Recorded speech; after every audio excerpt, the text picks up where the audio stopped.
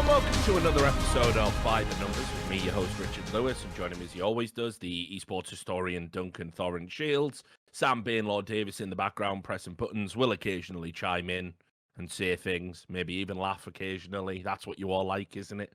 Do the laugh, Sam. That's what they want. That's what they want from you, mate. If only I went into fucking sitcoms or something, mate, I'd be making a bang. You having a laugh? Innit? Brilliant, wouldn't it? I'd be fucking playing that extras life, mate. Be perfect, mate. Be perfect for you. We'll see what happens. Today, we're going to be mostly focusing on all the roster moves that have been happening, because there's been a few, you know, and the last few shows. You've been nailing some of these, mate. A bunch of your like speculations, and I even know some of these you can't actually. By the way, I'll tell people. Right, first of all, people on Reddit are morons, because as we know, I'll give a brief explanation for people, because I know the majority of people who watch this show aren't on Reddit, or if they are, they just view it and they don't put a comment because they're sane, right? So the people watching this show will think, well, surely Reddit would assume, surely there's no irony there at all. Surely Reddit would assume Richard has, you know, behind the scenes connections. And so if he gets something right, you would know that. No, because the joke is they just spend 99% of their day telling us we definitely don't know more than them. And so they're always in denial of that premise that we could have inside info. But with that said, if they were smart and they assumed we had inside info, then you go the other way, don't you? It's like when in League of Legends, right? Sometimes I really would just be around and see a big move and go, fuck it, I'll do a video now. And then when I release the video, you know, like an hour after the move, they'd be like, you obviously had it just on tap. Even if, you know, in the video I talk about, like today, you know, they announced this in the press release, like they'd still be saying, like, you knew it before. But what they don't get is some of the moves that you've actually nailed. I know you didn't, like Cloud9 ones, listen, there's an obvious like pipeline you might have there. But some of the other ones you actually I wouldn't put Henry in that position, though. I wouldn't put him some of those were just legit guesses. Plus, by the way, I'll tell this right now, just if you're someone in the scene who knows us, even if you tell us something awesome, but then tell us, don't say anything, please. The problem you have to understand is we might also just hear it from other people, in which case we can still say the rumor, I'm afraid. So that's why it's always tricky, isn't it, to have like insiders that want to keep it secret. Because like, mate, if 4 other people tell me it, irrespective of you, I would say it normally. It's a thing I'm conspicuous by not saying it, aren't I? But you've nailed some of the recent roster moves, mate. Well, I mean, the Ben Tech one's mental. I know. Did you have any insight on that one? Because that one seems too good. Well, so listen, we'll get to that. But no, I mean, okay, right. I mean, so the only contact I've actually had with Extremum, I keep calling them Extreme Mums, which it's a mad name anyway, isn't it? It's like Mums. some name like out of the next Avatar movie or something like. This is the drug that they all take to go and invade a new planet or something, you know. We're gonna get the unobtainium by taking the Extremium. Oh no, they've got Killium. What can we do? Anyway, the I just think of Extreme Mums, which sounds like a page in Fiesta. You know what I mean? That sounds like a K-woman just batters the kid afterwards when he isn't grateful for the fucking sausage curry or whatever it is. I actually watched one of those. Just because you got me. You just referenced it. I was like, I did that thing where, you know, the itch, you just go, maybe it should have a little cheeky look. And then when I watched it, I know now why people are liking it. I didn't get it before. The 2 reasons they like it is, one, because like, she isn't, it's not a joke. She really is just that trash at food. Like, that really, I mean, to be fair, but there was plenty of people's mums on the council stage make food like that. Oh, yeah. When I used to be a kid, it's not a joke. Every single kid in our area, your dinner was like chicken, chips, and peas or something like every day, or beans, you know. And like to switch it up was like sausages, fish thing. Like, you know, the choices were trash. But then the second part. Do miss fish fingers, man. I haven't had fish fingers for thing ages. is, when you do them, put it this way, if you ever got any in the freezer and you're ever like just hungry at night, they are banging. You'd obviously never order them in a restaurant. But I agree, they're underrated. The other thing I used to like as well with them Bernard Matthews chicken drummers. Those were outrageously good. Processed, I realised later. They even shape it into a little drumstick. Fucked, you know. Yeah, I have shaved probably 10 years of my life off. It's pure garbage, yeah, but they were banging. Like guaranteed, the Bernard. All right, listen, I know I'm coming to this point in my career. I don't want to be sued by Bernard Matthews. I did love your food as a child, but I'm just going to say this. I'm going to go ahead and guess that's like the turkey's nuts. It's fucking the perineum. No, I know how they make all that processed stuff. When you have the prime cut to the turkey come down the sluice, what they do is they basically hose off all the bits that get caught on the metal, you know? And then they add a bunch of like water and a bunch of salt and compress it. And that's what you get. Or it's that stuff where, I don't know if you've ever seen it. It's pretty grim, actually. But because they've got no use for, like, baby male chicks. I've seen this where they just chuck them in, don't they? So they just chuck them in a meat grinder, like, seconds after being born. Like, right, you can't lay eggs, you're useless. And that creates... It's like JW wet dream. That's what they call, like, a fucking pink The pink paste, the pink goose. It's probably that stuff. The other thing is, though, I've realised the other factor, and this is the real reason I know why that woman's actually popular now. Yeah. It's because if you ever go in the comments section, everyone's just being mad sarcastic and pretending like it's straight fire. Like on the one I saw, where she just made some shit curry powder in water with like sausages in. There was guys just top comment like, "I'm actually from India, and I can actually, I can confirm this is authentic." I know. And I was like, right now I get the joke. Now I know why people are doing this. It's basically like that evil thing we all do in esports, where we find some like homeless guy who's streaming, and we're like, "Wow, look at this guy! Everyone, let's all rush and give him attention." And then after 1 week, we all just go, bit bored with him actually. Anyone else lying knock around? And then he just goes back to normal, and he just down he goes again. Yeah, I mean, we definitely have a problem with that. Like, the way we fucking throw people away when they're not the flavor of the month is just like, when we don't. That's why, like, I liked all our fucking charity stuff we were doing before with, like, that one Scoots was involved with. Yeah, that was a banger. I'm actually. Yeah. Here's the thing. Obviously, that's like a long term, I actually want. I'll tell people straight up here because I plan to do it in the future. It's just that the best way to crowdfund, unfortunately, is streaming, and I'm not a streamer, so I'd have to like schedule out some time. Yeah. But I actually do have plans to work with that charity because the coolest thing about that charity, where they make that like cart that's like a gaming cart for the sick kids. Is it called ENCE? Is that the one? No. It's the one's called like it's Extra Life.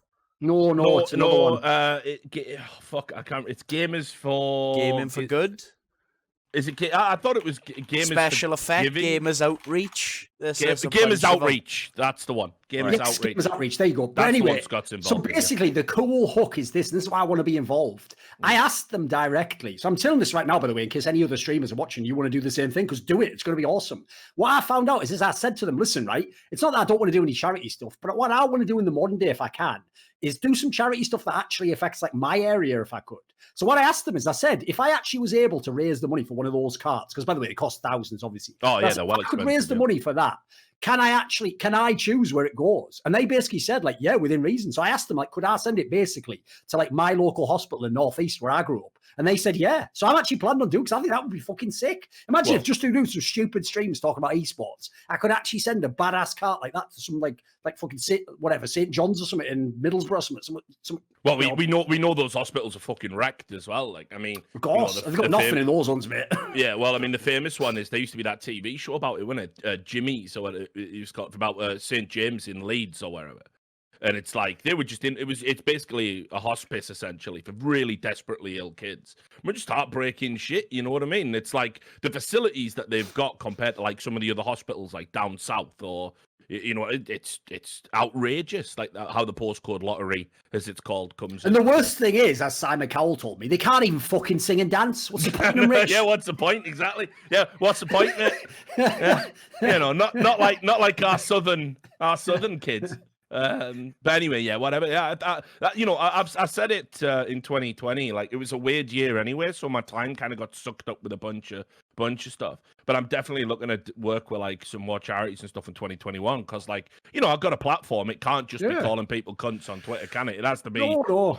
Has to be something. Of course, that'll put everyone in a quandary, because I'll exist in that quantum super state of having done something really, really good, but also being the most evil man on the internet. They'll just claim, like, as usual, they'll just be like, he just did it so that you wouldn't think he was evil. It's like, all right, mate, well, you win on that one, I guess. Can't beat that. Yeah, the classic. The classic. Anyway, I'll shout out the sponsors who'll probably enable me to do some charity work. .com, long-standing sponsor of the channel. Go to .com/RLS and get a sign up there if you want to place any bets on any esports events. And of course, NordVPN. If you go to nordvpn.com/RLS, you get like 68% off. We've been told we're selling them like hotcakes. I think now more than ever in our strange, fractured internet, I think having a VPN is just good practice, honestly, and really happy to partner up with them. No bullshit. I think it's a great product. I use it myself for a variety of things, and I recommend you guys do. So, yes, let's get back to your question, Duncan, before we go off on one of them. It's a mad tangent episode incoming. I can already feel it. Sorry. But yeah, did I have any insight on the Extremum thing? Well, no. In fact, the first contact I'd had with Extremum was after the last show, where I speculated about Pentet going to Extremum. And it wasn't about that. They just messaged me to say, they said, "Hi, I'm one of the investors at Extremum. We thought it was hilarious that you were saying we were all like Russian crime lords and everything. Love your sense of humor, but I can assure you, there's nothing wrong or illegal about the money. So, and if you ever want to know more, hit us up." So I'm like, "Yeah, that's nice." By the way, if people don't know, that's actually are they actually from CIS region, like Russia or something? Yeah. Then that's actually pretty startling, by the way, because here's the sad thing about esports. It's so black and white that, like, when you attack people who are scumbags in Russia, China, etc., they almost always just never, ever respond or never reply, or they just don't need to, do they? So it's so rare. If someone actually makes out like that, believe it or not, that is actually probably a sign they're actually semi-reasonable people. Yeah. That's pretty promising. So I said I'll probably, have a sit down. I know one of them from way back when as well, apparently. All right. So, yeah, I mean... What, was he in Source or something? Well, just the long-standing esports dude, basically. Right. So I think I'll have a sit down and have a chat, and I think they should be a bit more transparent about what's going on there, because lots of questions about them. They're clearly aiming big. I mean, it's no small thing to pick up the scraps that 100 Thieves leave, right? So I mean, that puts them in some pretty elite level company. So yeah, no insight. But I mean, my personal favorite was the Twistzz one. Nothing's going to beat that for me, because it was abundantly clear that at the end of the year they were going to make some sort of roster change. And the only two people who can realistically be on the chopping block, because I don't think they ever want to get rid of Stewie, by the way. I think Stewie is a guy that took a personal hit for the team. That definitely buys you some time in terms of if you're having a poor performance or whatever, unless you're Fnatic, in which case Golden, you just get fucked over. But in general, it buys you some time. And also, I think he's someone who's you want to keep him sweet. He's still a big name, Stewie. He's one of the only personalities they have, isn't it? Think about how good people like Legija are, and then think in your mind how little media you have ever seen from these people. Yep. I try telling them, mate, you're doing half the career right now, mate. If you just do a little bit, you'll be massive. People like Legija, it's unforgivable for it. Think how huge Device is now, mate. Just do a little bit, do a bit. We were just talking about this before we went live. I mean, if you look over what's going on in Valorant, another thing that they've got a big advantage over is the people who seem to be going over there now are super, these are the people who understand new game, new audience, potential to skyrocket. And you end up with ridiculous situations like TenZ, who was by all accounts one of the best players in NA. He hasn't even had a career because he was in Cloud9 for a week, it felt. Exactly. Then he quit. Then he went over to Valorant. He was in Cloud9 for them over there, but now he's retired without ever having a career. You turn on his stream yesterday, 22,000 people watching him make his announcement, and on the clip I was watching, he said, "I've just hit 4,000 subs." What you'll realize is the sweet side. Oh, believe it, yeah. The sweet siren song of going away to be when you're that big and that popular, and you can just sit there and play a game and 20,000 people will watch, you're set. You will be set for life if you milk that for a year or two. Why the fuck would you want to bring esports to the party? So I say he's definitely made the right move there for his pocket, but obviously shows he's not really an ambitious person when it comes to esports. Just passion-wise, isn't it? Yeah, that's the angle it just doesn't work on. Yeah, but anyway, so the Twistzz one for me was I thought it was pretty easy to call, but I got so much abuse for it. That aged well. Yeah, 3 days of that. And there was even someone on Reddit who was gabbing on about how it's incredible that Richard Lewis has been around the game for this long, but he doesn't have an eye for who's a good player or whatever. Anyone who has that eye would know that, you would never cut Twistzz and all that. And this guy, this guy's got 0 qualifications or credentials, hasn't worked at any level, hasn't worked as a manager, hasn't worked as a coach, hasn't worked as an insider journalist, doesn't know anything. But they believe in their mind they've got the eye, but me, I can't possibly. Richard Lewis can't possibly fucking have the man. It's people like that are just they just exist in the shadow realm of cognitive dissonance. Think about what their life must be like. It must be awful.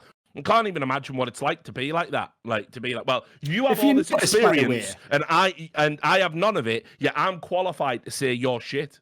If you notice, they also make that weird. I've noticed this happen a lot, especially with celebrities, not even just people in esports. I noticed the other thing is this. There's obviously the moron who'll never let anyone be smart or good at anything. But then there's another type of moron, which is even weirder, which is they'll let you be an expert, but you're only allowed to have one area that you're an expert in. You could be an expert. So in your case, Richard, you could be an investigative journalist, but you can't. Oh yeah, the old stick to. Yeah, you know what I mean? It's like they think you can only be good at one thing somehow, even though what's bizarre is, our careers should show this.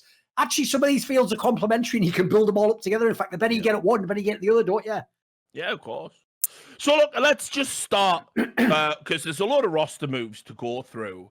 So let's just start with it. We had the final confirmation of Team Liquid picking up Fallen. It's all official now. The deal is done. And I know we've talked about it before on previous shows, so we probably don't need to belabor the point or add anything new. But just for posterity, obviously, it's now official. How are we feeling about it? Because I know you just released a video on it today. I was just clocking that before we went live. Yeah, basically, as Richard says, the video's like got a lot of stuff in it. So the summary sort of is, I actually think overall it's a good move, which is bizarre because I have to frame it like this. I didn't say this in the video, so I'll put this part out now. Because what I decided I'd do is I made the video just like a straight roster move thing with things that were related to the roster move, but anything else, like for example, do I think Fallen was like overrated as an I'll leave all that stuff to some other shit. So what I'll say now is this. The bizarre context is this. I do think Fallen's done some mad shady shit the last year or two in terms of his career. He's manipulated people. He's shown he's only in it for the money. Doesn't seem to have. But I don't give a fuck what he said at that blast thing sat next to me in Semler. Difference is I'm not like Semler. Semler will be wrecking him online, but he's a nice guy in person. I'll be an arsehole to you in person as well. Don't worry. I'm fucking amazing at it. Got 37 years experience. So then, well, to be fair, I didn't come out the womb. I did have to actually have some, heartbroken a few times. Things went wrong. Whatever. Learned how to just get cynical. Made the kids laugh in the end and went, ooh. Could use something like that. So my point is this. I obviously don't particularly like Fallen's behavior. I even do think, by the way, if this wasn't the context of joining Team Liquid, loads of other teams he could have joined, I would actually say it's a negative. Like if he joined FaZe Clan, I think that'd be a bad move. I think Carrigan's way better. If he was going to join Furia, I'd say, fuck that. Why would you want Fallen and Furia? It's the worst thing you do. I think Team Liquid somehow, I know they didn't plan all this, it's almost the perfect move for them to take. Because think about it, you can't really get Europeans because no one knows if in 6 months you're going to be back in NA and the European doesn't want to live in America. Like no Europeans probably. So you need someone from NA or South America. You look who else is available. Like Henny's not coming over. He's going to stay doing Brazilian and speaking and living with his brother or whatever the fuck has to happen for some reason. Like, and then who else is there? Like in NA, there aren't really leaders. Like I know people were trying to shout out, like, what about like Vanity and stuff? Like he's not at the level yet. Like he just has, he has to keep going a bit. Maybe next year, end of this year, let's say. That's when he'd be in a position where he could maybe. It was actually a big gamble to take Grim. Like that guy had no experience. So to me, they need someone who's an experienced IGL because they never truly had one. Nitro just took that role on like because he had to, and so did Stewie. They needed an experienced AWPer. Stewie doesn't have to be an AWP. Like to me, it's almost only upside with Fallen joining. The only downside I basically see is if he gets involved with stupid PR drama bullshit and starts trying to like manipulate people. Which listen, Fallen's gonna Fallen. Like if you take Fallen into your team, it's like the scorpion and the frog. You got to know what you're taking in. So I think right now the gamble is worth it on the side of Team Liquid. I actually think it's a good move. I think I don't know. I'm not. It's not one of those ones I feel is ironclad it works, but I feel like all the market. Pretty soon, if I was the GM, I'd pull the trigger on this if someone brought it to me. I think it's just one of those moves that it's too good right now to leave on the table. Given that, right. What do Team Liquid need? They need a dedicated AWPer. Fallen is that. Now you can have a debate internally about whether or not he is good enough to be a tier 1 AWPer, but I would say a player like Fallen, where he's at now, is still better than someone that doesn't do it full time and is still going to have a much improved understanding of how to use the AWP in a variety of situations. And Team Liquid have really struggled with that. No disrespect to Stewie, no disrespect to Naf, but it ain't your bread and butter. It's definitely Fallen's, and it makes a difference. Having even an average tier 1 dedicated AWPer makes a huge difference. Dude, I think when Stewie was T-side AWPing and entering, it almost ruined his game. Like, that's why I agree with you. I think the TL org, especially the org, they know that guy actually took all the bullets in the chest for that team having its problems last year and the year before. And the point is, every time they would lose, Elish still has his numbers, Naf has his numbers, and they're never going to get caught. So I agree with you. I also think, by the way, I understand why fans were going crazy like that, because that's what makes Counter-Strike and esports, on the one hand, so like bizarre, but also very compelling in contrast to sports. In sports, unless you have a major injury, like if you are a fucking wide receiver who puts up 1,000 yards now and you have no injuries at all and you just do your training in the off season, you stay in the same offense, nothing's changed. You'll probably be a 1,000-yard receiver next year. Like there's no reason it wouldn't happen. What makes esports alien is even in 3 months you can go from like here to like 10 levels below. It's crazy, the drop off.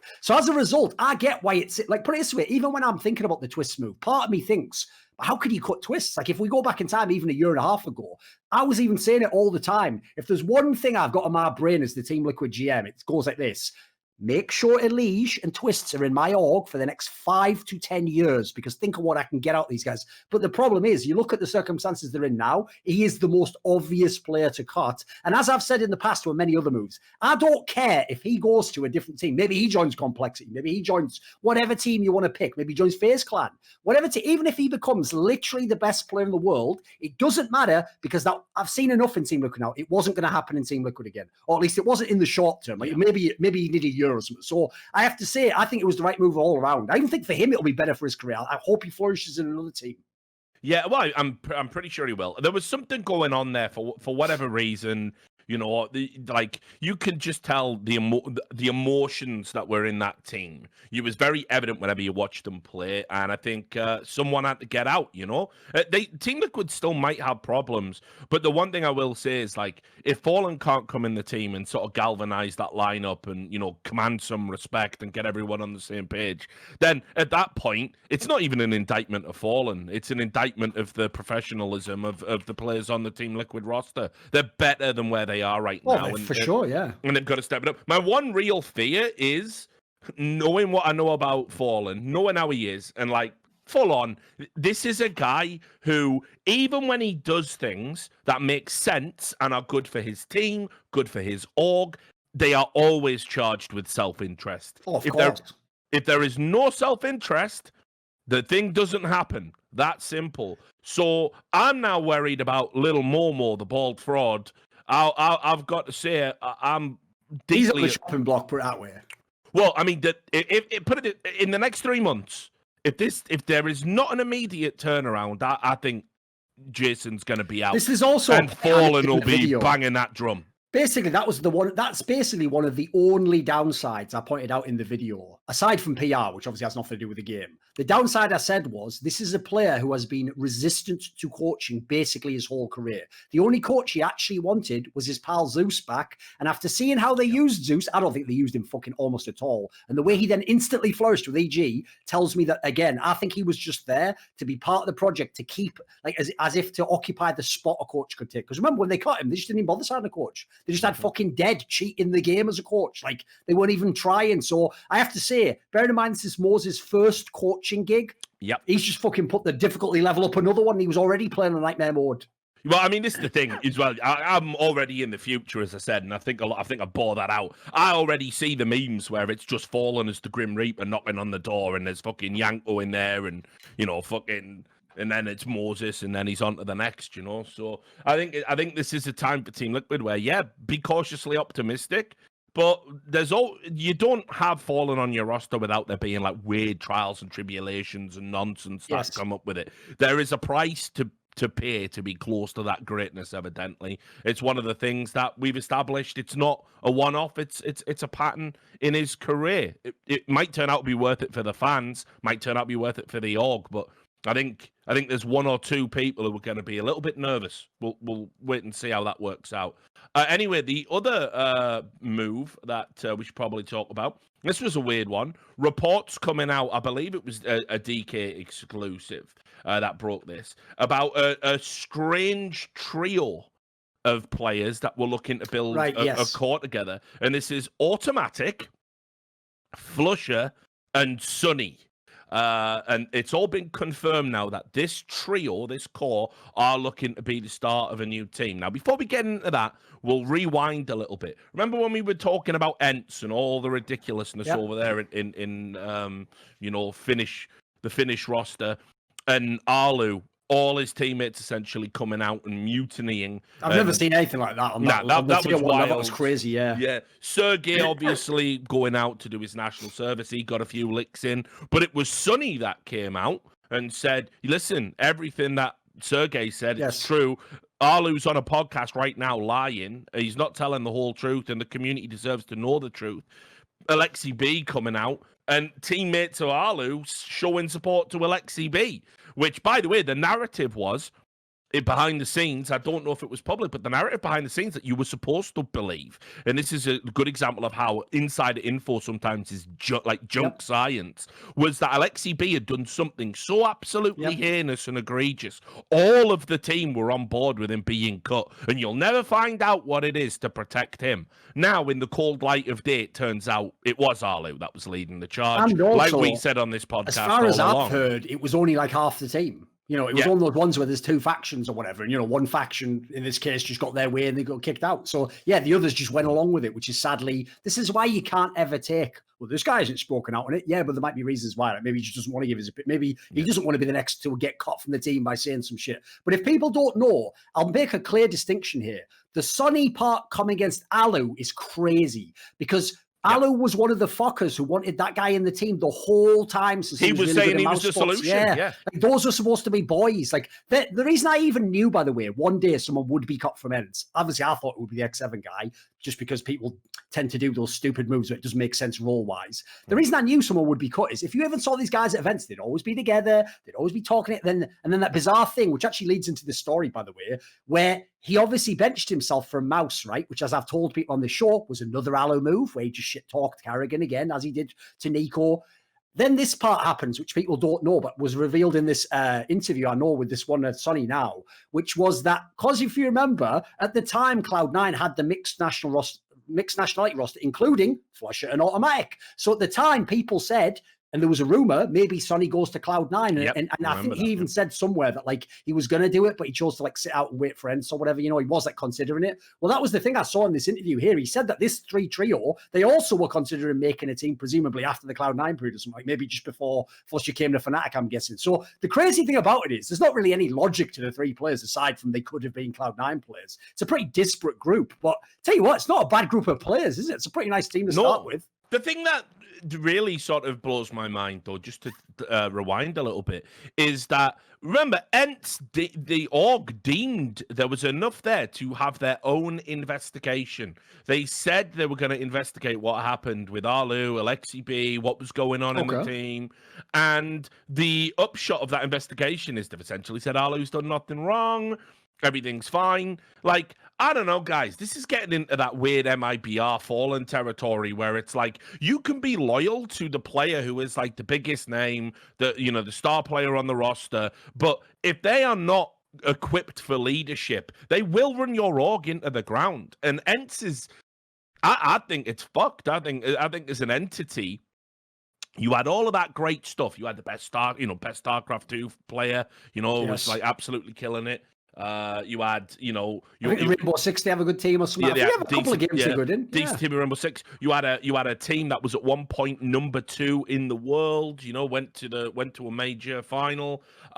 It's crazy what you've allowed to happen to your CSGo division. And if it's Allu, that's the accelerator pad for all of this. You need to cut him now. Like, it doesn't matter how good a player he is. If no one else in Finland wants to play with him, and your options going to be greatly reduced, if he has an ego where he thinks he can be like Alexi B, which he absolutely can't. He doesn't have that skill set. And therefore, he will never allow someone as great as Alexi B to come onto the team again.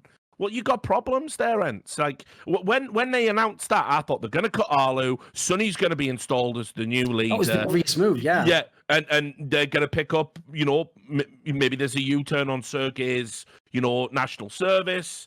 Whatever. Or maybe they get the auto guys. A million angles you can go with it. Yeah, exactly. None of that's happened now, and it's put ENCE in the toilet, and they should be worried for the long-term future. Now, talking about this trio here, very strange. By the way, one thing just to quickly say jump in. One thing that is a bit bizarre about that to me as well is I sort of know why it happened. It's also, again, it's a similar factor to what I said about sports, where unfortunately the degradation of players, in this case attitude-wise, not skill-wise, is just so quick in comparison to like real sports. Because obviously, like, another factor in terms of attitude is sportsmen are 30 years old. They're not fucking, I mean, I know Allu's older, but there's like 21-year-old kids in the scene just fucking around, messing things up. So the part that I sort of get is I know why ENCE is in too deep. Because remember, like, the first year of ENCE, if people remember the first ENCE, not the one with XEV, the one that started, like, I think it was like before he went to FaZe Clan again, right? When they first started the team, like 2016 or whatever it was. When they made that ENCE, at the time, I even said it, Allu was literally doing this as a placeholder. Like, he's way overqualified to be in the team back then when they had all the washed up, the ex-guys that played with Naruto and stuff.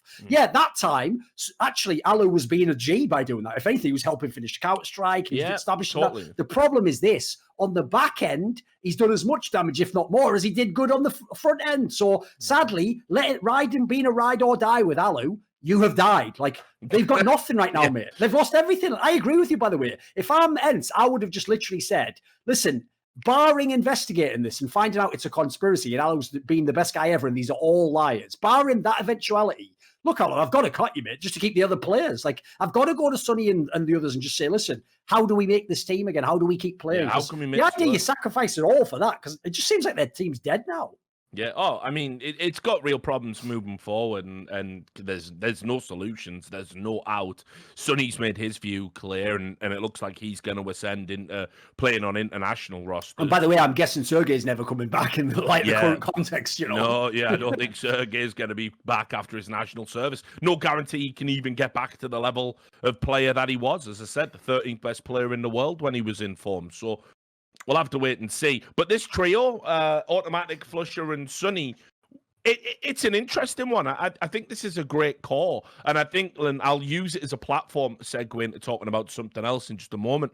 But I think if you're an organization that has a bit of money to spend, you're still thinking about being in CSGo, and maybe you've never been in CSGO before, this is probably where you start. It would be very hard for me to say that I can envision a world where this is a bad pickup. Like, for example, let's say the Colossus project was happening right now, and these were the first three names that came out. Sure, yeah. Yeah, I mean, based on what Cloud9 has now, this would have probably generated some excitement, if not more, in some areas to some of those signings. So when you hear about people like Fun Plus Phoenix being out there, supposedly looking, other organizations like Envy, which we're going to talk about in a bit, it does seem strange to me that there's even a chance that this trio might not end up anywhere, might not be picked up because of the current climate. I have to believe that these guys have all thrown in with each other, and there's a lot of options on the table. It would be insane to think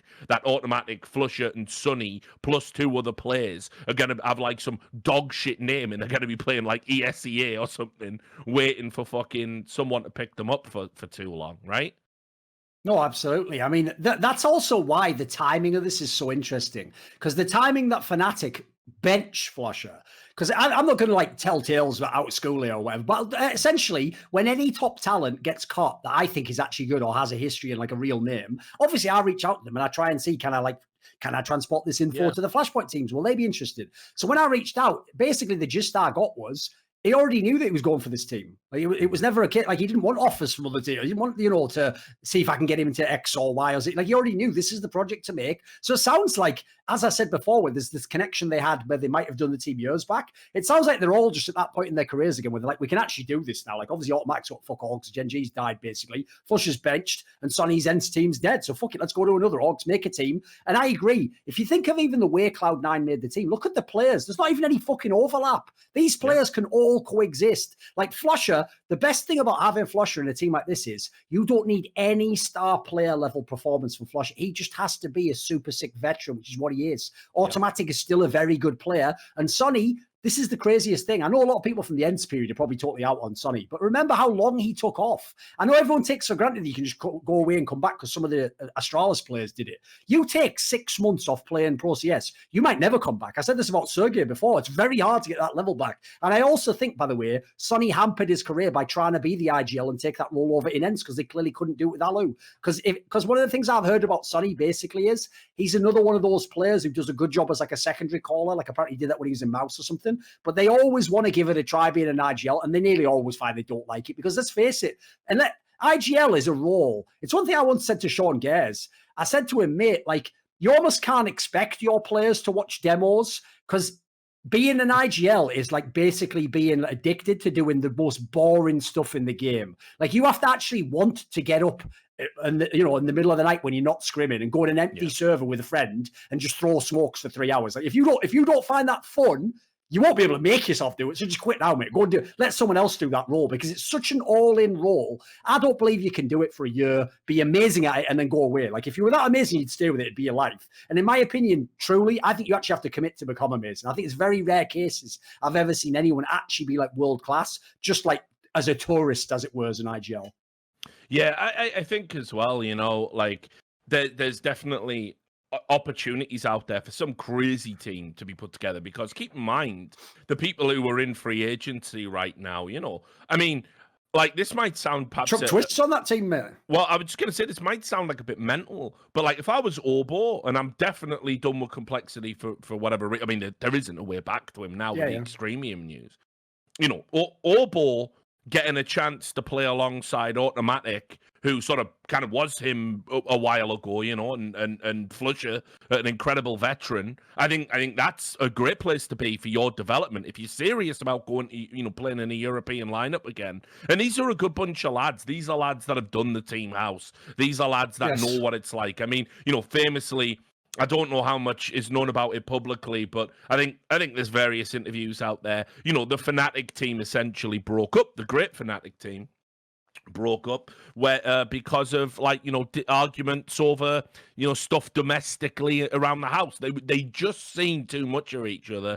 They, you know, they were working so hard to maintain that level of excellence. They just got sick of the sight of each other. And, you know, when you talk to them about it, they all say, yeah, we really regret that. We wish we could have gone back in time, worked through our problems like adults. Having that kind of knowledge and that kind of experience makes a huge difference about what functionality you can have as a teammate outside of the server, and sort of, you know, what you can offer to younger players, especially someone like Orbo, who has clearly been homesick and has clearly struggled with life abroad. So I think Orbo would be a really good fit to get onto this, you know, team. I think Twistzz needs to be thinking further up the food chain than sort of a weird project like this. I think Twistzz, like, realistically needs to be thinking about being on a FaZe or I agree, but I'm just saying, if he's available, he's obviously someone you try and get. I don't know what the relationship with him and Autimatic is like, but I mean, they know each other, right? I mean, they used to be on that TSM team way back in the day. They played on TSM. Yeah, so I think it was TSM. I'm pretty sure I remember an interview where Autimatic says Twistzz was going to be like the best player in the world, and he was bigging him up. So I'm pretty sure they were like tight. I don't think there's any bad blood there, but maybe someone could correct. So it's not out the realms of the possibility, but I think if you're Twistzz, you know, I think you can go and be a $20,000, $25,000 a month player in a big organization, and that's probably what you need to do. So there's that. Things, though, the angle that I can't stand, though, is what you said. It's by the way, I'll give everyone a hint. Here's one of the ways that you read between the lines of a post. When a news comes out like that, these three players want to make a team. That means they've already tried to get orgs and they didn't manage it, or they haven't secured anyone yet, and they're trying to signal to other people, we're available, come get us now. Like, normally, that news would be like this. Org X is thinking of picking up this trio of players. Like, the fact that there isn't any org attached to it is actually a little bit worrying in that sense, because think of the current climate. Like, think of just Flashpoint, where like the majority of the partner teams don't even have a squad mate. They don't even have a real 5-man lineup. Like, in the current climate, I agree with you. If I'm looking to build a team, because I know at the moment, by the way, one of the things that stops people investing in Counter-Strike goes like this. It's the gap between having a team that's a budget team and is just an outside chance to do something, and having a world-class guaranteed team. The problem is there's no gradation between that. The difference between signing evil geniuses and I'm going to just make like 4s or something, that gap is too much. But in salary, it's not appropriate. Like, the scale goes crazy. So the problem is, if I get a team come to me, let's say some of the players from North want to make a team, they're going to try and ask for a salary that isn't like, you know, a third of the way up the difference between the two. They're going to ask for 2/3 of the way up. So it's going to be too much. So if I pay them that salary, I'm paying them a pretty big salary, but I'm not going to be top 5 in the world. So it won't end up being worth it. So the problem is, someone, if they sign a team like this, has to really believe they're going to be good, because these players are going to want to get paid, like you say. And then that brings us to one of our regular characters on this podcast down the year, going all the way back to back when it was sponsored by Alpha Draft. You know, we were talked a lot about, you know, EnvyUs and how great it was that this big Call of Duty organization was coming into CS and bringing with it, devil. a new bunch of fans, and it was going to be really good, wasn't it? And you know, Hastro was taking it very seriously right at the start, wasn't he?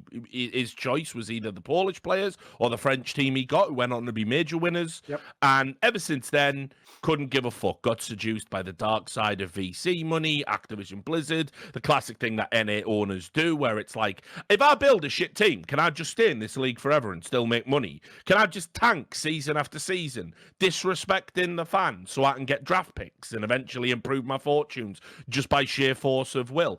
Now, as a European, I fucking hate that system. And it's always blown my mind, by the way, that a society that is so against socialist policies in general will quite happily have a socialist ethos when it comes to sports ball, but fuck all else. You know, you go and choke to death if you want free healthcare.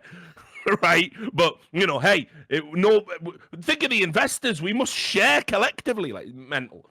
Anyway, so for me, what's happened to Envy, and I wish Hastro, they announced 2 days, well, they announced like 2-3 days ago, after saying in November they were going to spend money on CS and they had budget to spend. They announced 2-3 days ago they're closing the whole division. I wish Hastro would just fuck off at this point. Just fuck off and never darken our door again in CS. Like, go do your thing with Activision Blizzard. Go lie about how you made money on your Dallas Fuel fucking homestand when the numbers are just impossible. Seems impossible you could. Yeah. They're just absolutely fantastic.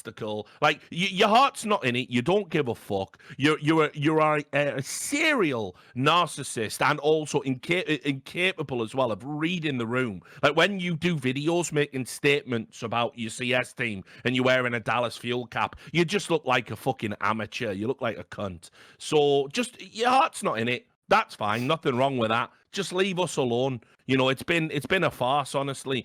You had one of the best teams in the world. You ran it into the fucking ground by not caring. You stopped going to events. You know, the fact that EnvyUs, who were meant to be this team, as the name implies, a team that you envy. I don't envy Sixer at all, mate. There's nothing about Sixer I fucking envy, or his time in Counter-Strike. Like, if people could say, oh, Richard, would you want to go back in time and be a pro? It's Sixer. I'd be like, no, in fact, actually, you can just fucking send me back in time and fucking just, like the butterfly effect, just choke me in the womb if that's the only option. I don't want it. Like, it's fine. So the fact he gets to represent your org just shows you how fucking little you give a fuck about your team, your brand, your commitment to excellence. And then on top of that, what kind of owner does this? If you want to talk about narcissism, this is the most narcissistic thing I think I've ever seen in esports. It's definitely up there. Nifty used to be a Call of Duty player, and when he was a kid, before he was really coming up in the ranks, he went, and Hastro was his favourite player, because Hastro was an absolute legend in the sport, and they have this photo of them where he met for the first time, and as Nifty climbed up the ranks, him and Hastro connected and kept in touch.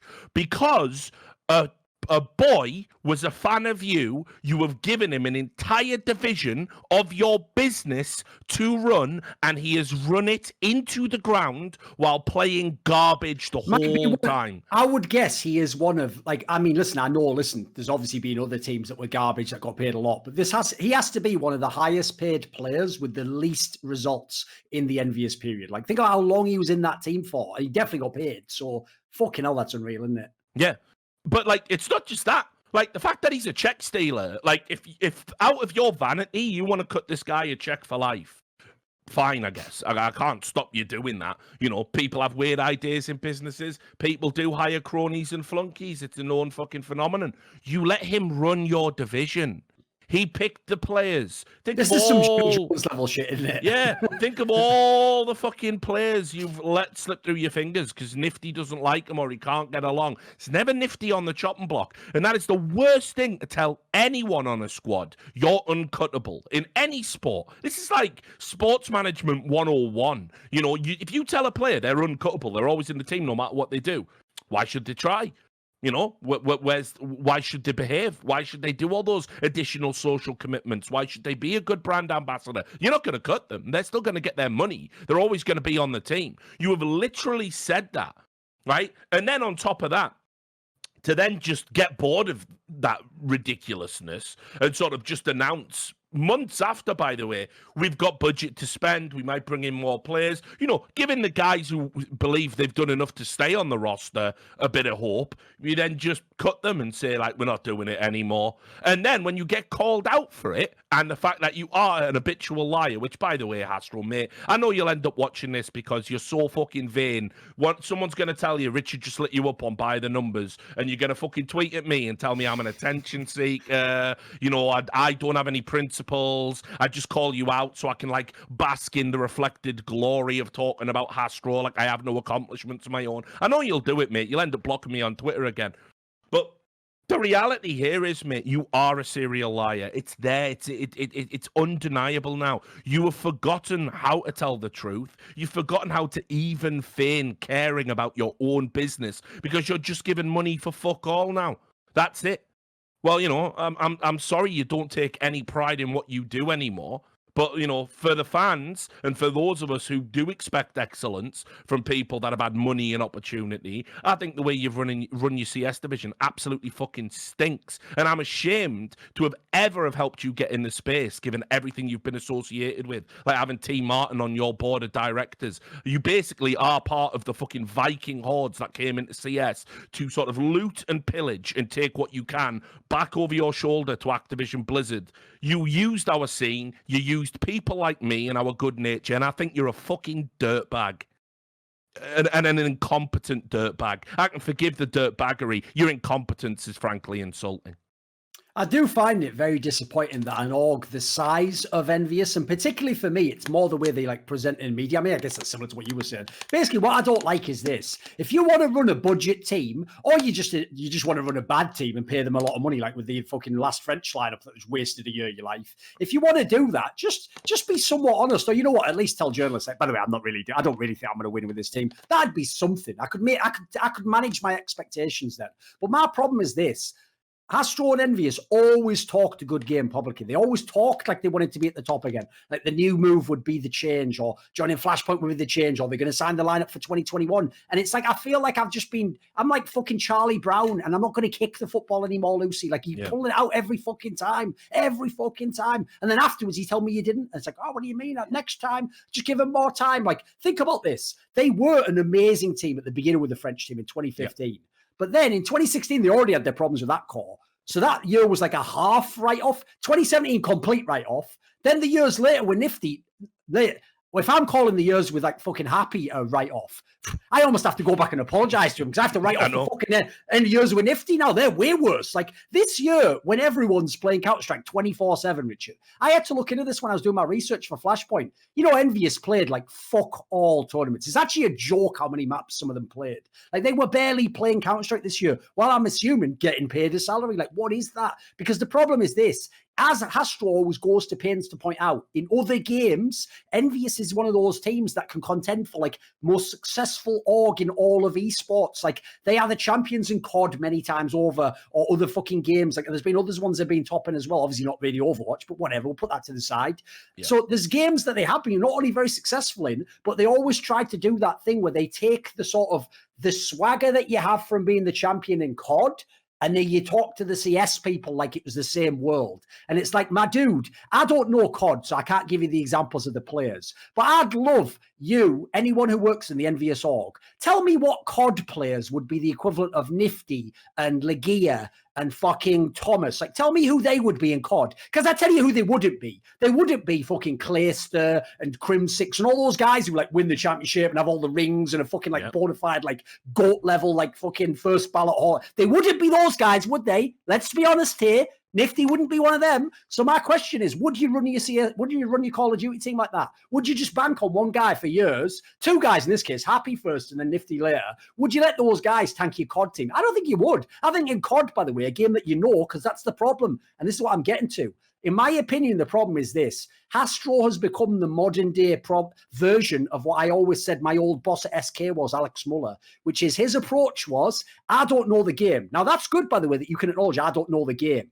But then you make this mistake. Think about this. You go, I don't know the game. but he's really good, so he's my guy. How could you know he's really good? You don't know the game well enough. What you need to literally do is have a guy between you and the guy who's your guy. It's called a general manager. And he hires the fucking player that's his guy in Rosen. The idea you're going to be direct player to owner of the entire org. And by the way, should we just throw that out there as well? You don't think it caused any problems within the team with the French team that they knew Happy was uncuttable and this NA org that they knew that Nifty was uncuttable?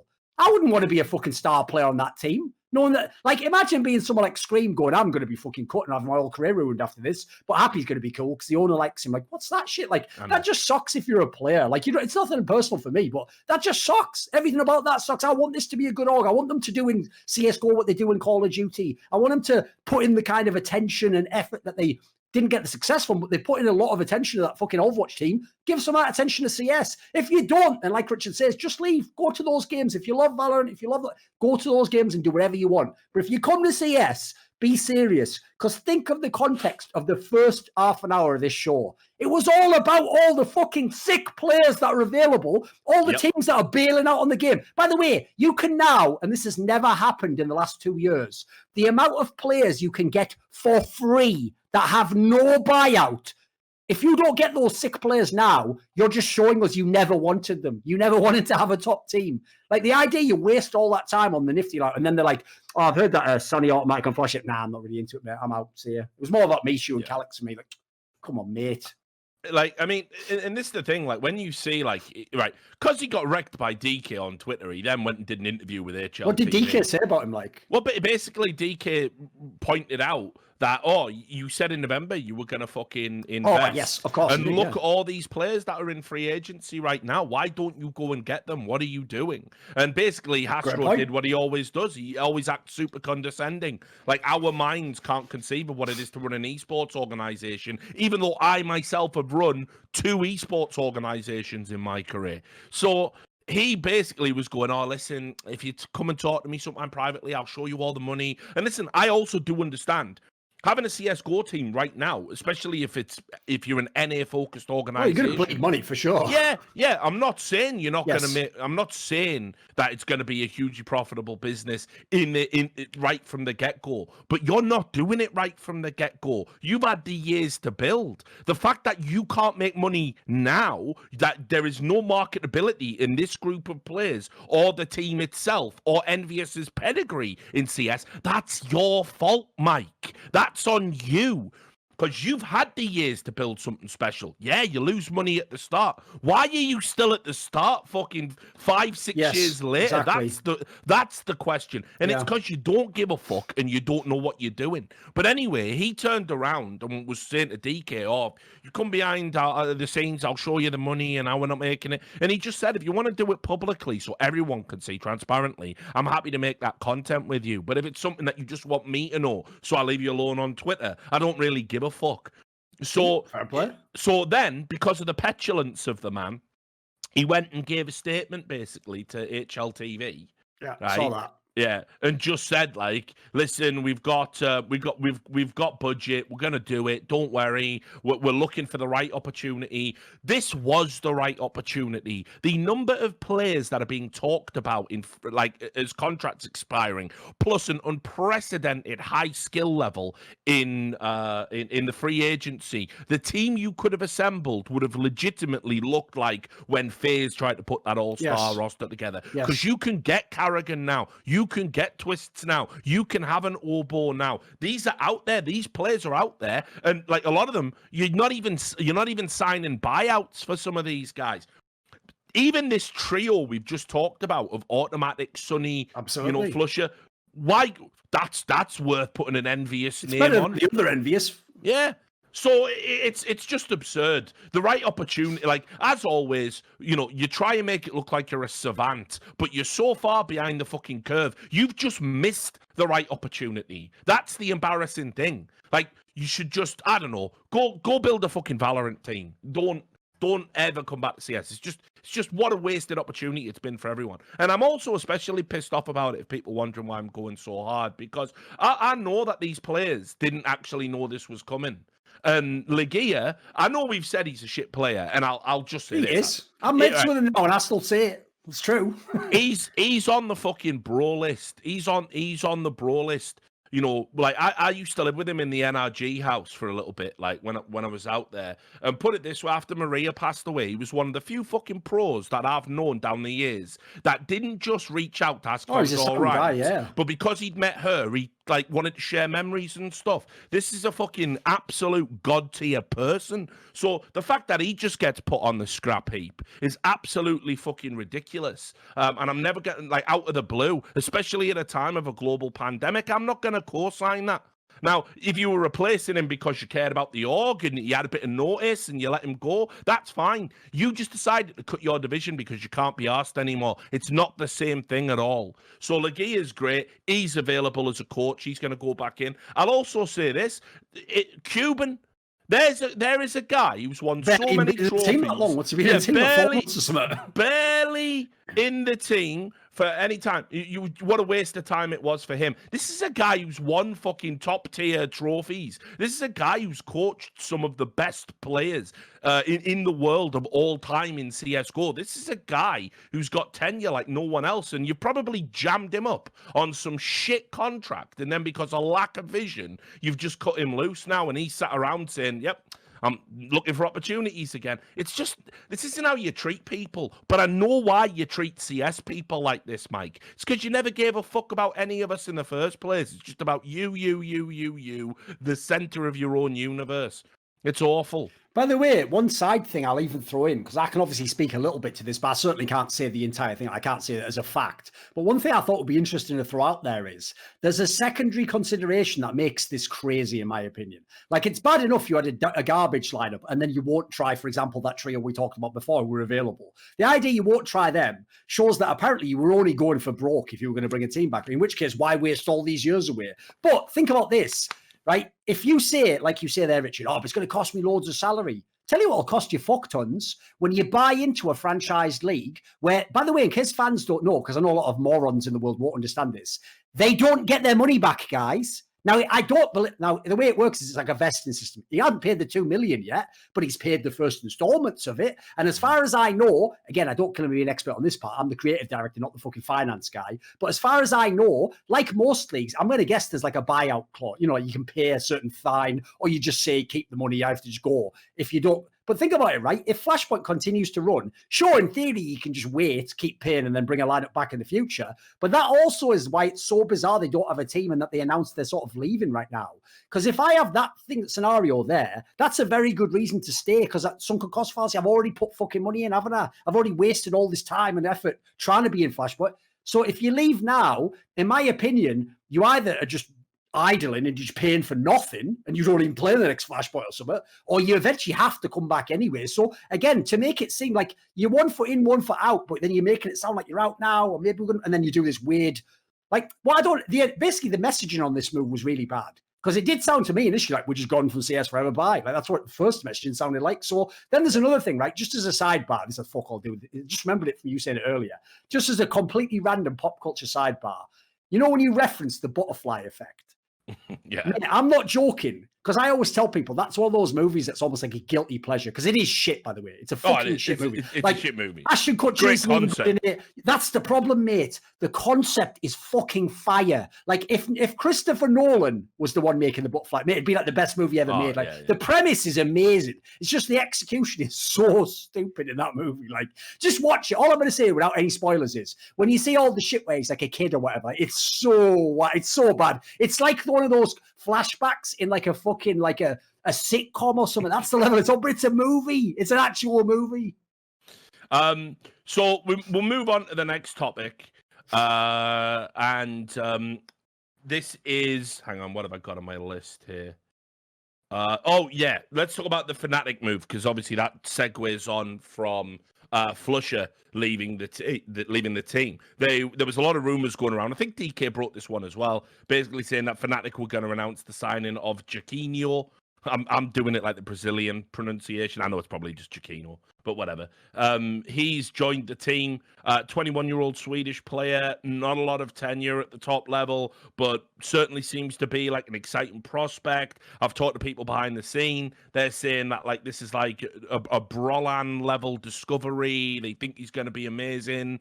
I don't know if you've seen this guy play or if you've got any, kind of thoughts about it. But I mean, I think Fnatic had definitely stagnated and plateaued. They had to make a move. And I suppose it's, given the state of the Swedish scene, it's probably better they are bringing in new blood than recycling some of the old names, because there's a generation of Swedish players now that retirement is beckoning. Yeah, the thing that's bizarre to me, and this applies to the whole Swedish scene, is if people follow my content really closely, they'll know that on all my other shows like Stratborg, fucking Counterpoints, all the ones that are Flashpoint Q&A, all the ones that are like talk shows generally, but the ones where there's no set topic necessarily, I always ask the top Swedish people in NIP, in Fnatic, I always ask, even in the Dignitas, the legendary player, I always say to them, who are the next up and coming players? Like, who should I look for? Who would you potentially think about? And they all of the top ones basically told me, Richard, straight up, I don't know. I literally don't know anyone. Like after Brolan, that was it. There was Brolan and Nork, and only some of us knew Nork. So the problem is they're super disconnected from the bottom level. That's the problem with the Swedish scene. That the grassroots scene just died completely. So you were able to still be great because you had great players still, but there was no pipeline for new talent. Like think about how many Danish players came up in the last year and a half who were like tier 4 to tier 3 to tier 2, and now they're in tier 1 and they're number 1 in the world, or the top 5, or they're like relevant players. It just hasn't happened for Sweden. So the reason I'm suspicious about this move is because I noticed once it was announced, you saw a bunch of pro players like, good luck, I knew you'd do well, this guy's good. Not a single fucking peep before that, by the way. Like, I never heard anyone mention this guy. I never heard him as some like unsigned hype or, watch out for this guy. You didn't even get the Nico BMAS type angle. You didn't even get the sort of like, they just hinted it. So I'm certainly willing to give the guy a chance for the reasons you say. We've got to give some people a chance at this point in time. Going back to the old play, recruiting Freiburg again and recruiting Exist again, that can't keep happening, guys. Like, that has to be over with. So in my opinion, this is the move to make. I don't know about this player, but just trying someone new. Because we've seen with some of the other players out there, the newer talents, some of them have made it. Right, keep going. Someone's fucking messaging me, so I'll have to put that stream award on. So sadly, I forgot to put it on. All right, no worries. Yeah, I was Spanish anyway, pretty much. Yeah, no. I agree. I think I'm gonna wait and see. Like, I'm gonna reserve judgment on the player. I think like where Fnatic were, they were turning up to tournaments now, and they were kind of in that weird, middle of the pack kind of level where they're gonna make it out of any groups. They're gonna win the first few games, but their capacity to have deep runs was greatly diminished. And it's a shame because I think they've still got, some players like JW has had a little bit of a renaissance at the end of 2020. Oh, he was fucking banging at Flashpoint too, mate. Yeah, Crims is Crims. Still a good player. Yeah, he's still phenomenal. The core is very good in this team. Yeah, I think it's a very good team. And obviously Brolan is, one of the great finds. One of the, still only 18 years old and so much ahead of him, and has already done so much. So. The Fnatic side, in theory, should have been better than what it was. Now, maybe Flusha needs a new challenge, but again, I think it's the right move to cut Flusha at this moment in time and look for that, new energy to come into the team and see if they can get a kickstart by finding some banging youngster. But it does put a lot of pressure on Chiquinho's shoulders. I mean, there's no getting away from that. I think previously, the highest level he'd played at was in that red reserve lineup. That was a while ago. So this isn't a player that's been at the top level of Counter-Strike before. And he's going to find a very different world with very different expectations playing in this Fnatic lineup. So we'll be wishing him all the best. Now, while we're there, another thing worth talking about, there's lots of rumors circulating now that... By the way, just a quick sidebar. One thing I would say, this is more a message generally for teams, but actually for Fnatic, if they're listening, is when you do a signing like that, where anyone who's honest is just going to go, who? Literally, who the fuck is that? What you should do is this. If you want to make the messaging complete, understand that they're going to be in that position and come with a reason. Like, I'll give you an example. If they sign him and in the press release it has a section where it says something like this, Brolan played with him in pickups and thought he had potential. Now you're like, ooh, there's a reason why. Or Golden was scouting a bunch of players and this is the guy he thought would fit the role. Give us basically a reason to think this guy's going to be good. Don't just say, I picked a random guy, hope he's really good. Like that sounds a bit whack because I know that this is one of the reasons why. I actually thought that's what Cloud9 did very well, by the way. They didn't just sign Messi and just go, just gambling for no reason. I'm not going to let you know why I'm gambling on this guy, but I'm just gambling on this guy and let fans think, for example, what, is he getting the same money as Wox? You're like, no, you tell him up front, listen, I'm bringing this guy in. It's a test. I've thought, here's the positives. Like, I've seen him do this. My coach has signed off on it, and we're going to start him at low. It's like, basically give us reasons that this isn't just like a random move. Yeah. So yeah, the other thing that's been going around and is rumors that Carrigan is going to let his contract expire at FaZe, and that he is going to be Mouse Sports. Yes. Sorry, I've gone back way back in time, and could be returning to FaZe. That's supposedly the prime destination. With what I'm hearing behind the scenes, coldzera really rates him, really wants to work with him, and could be going back to probably the team where he did establish himself as a truly great IGL.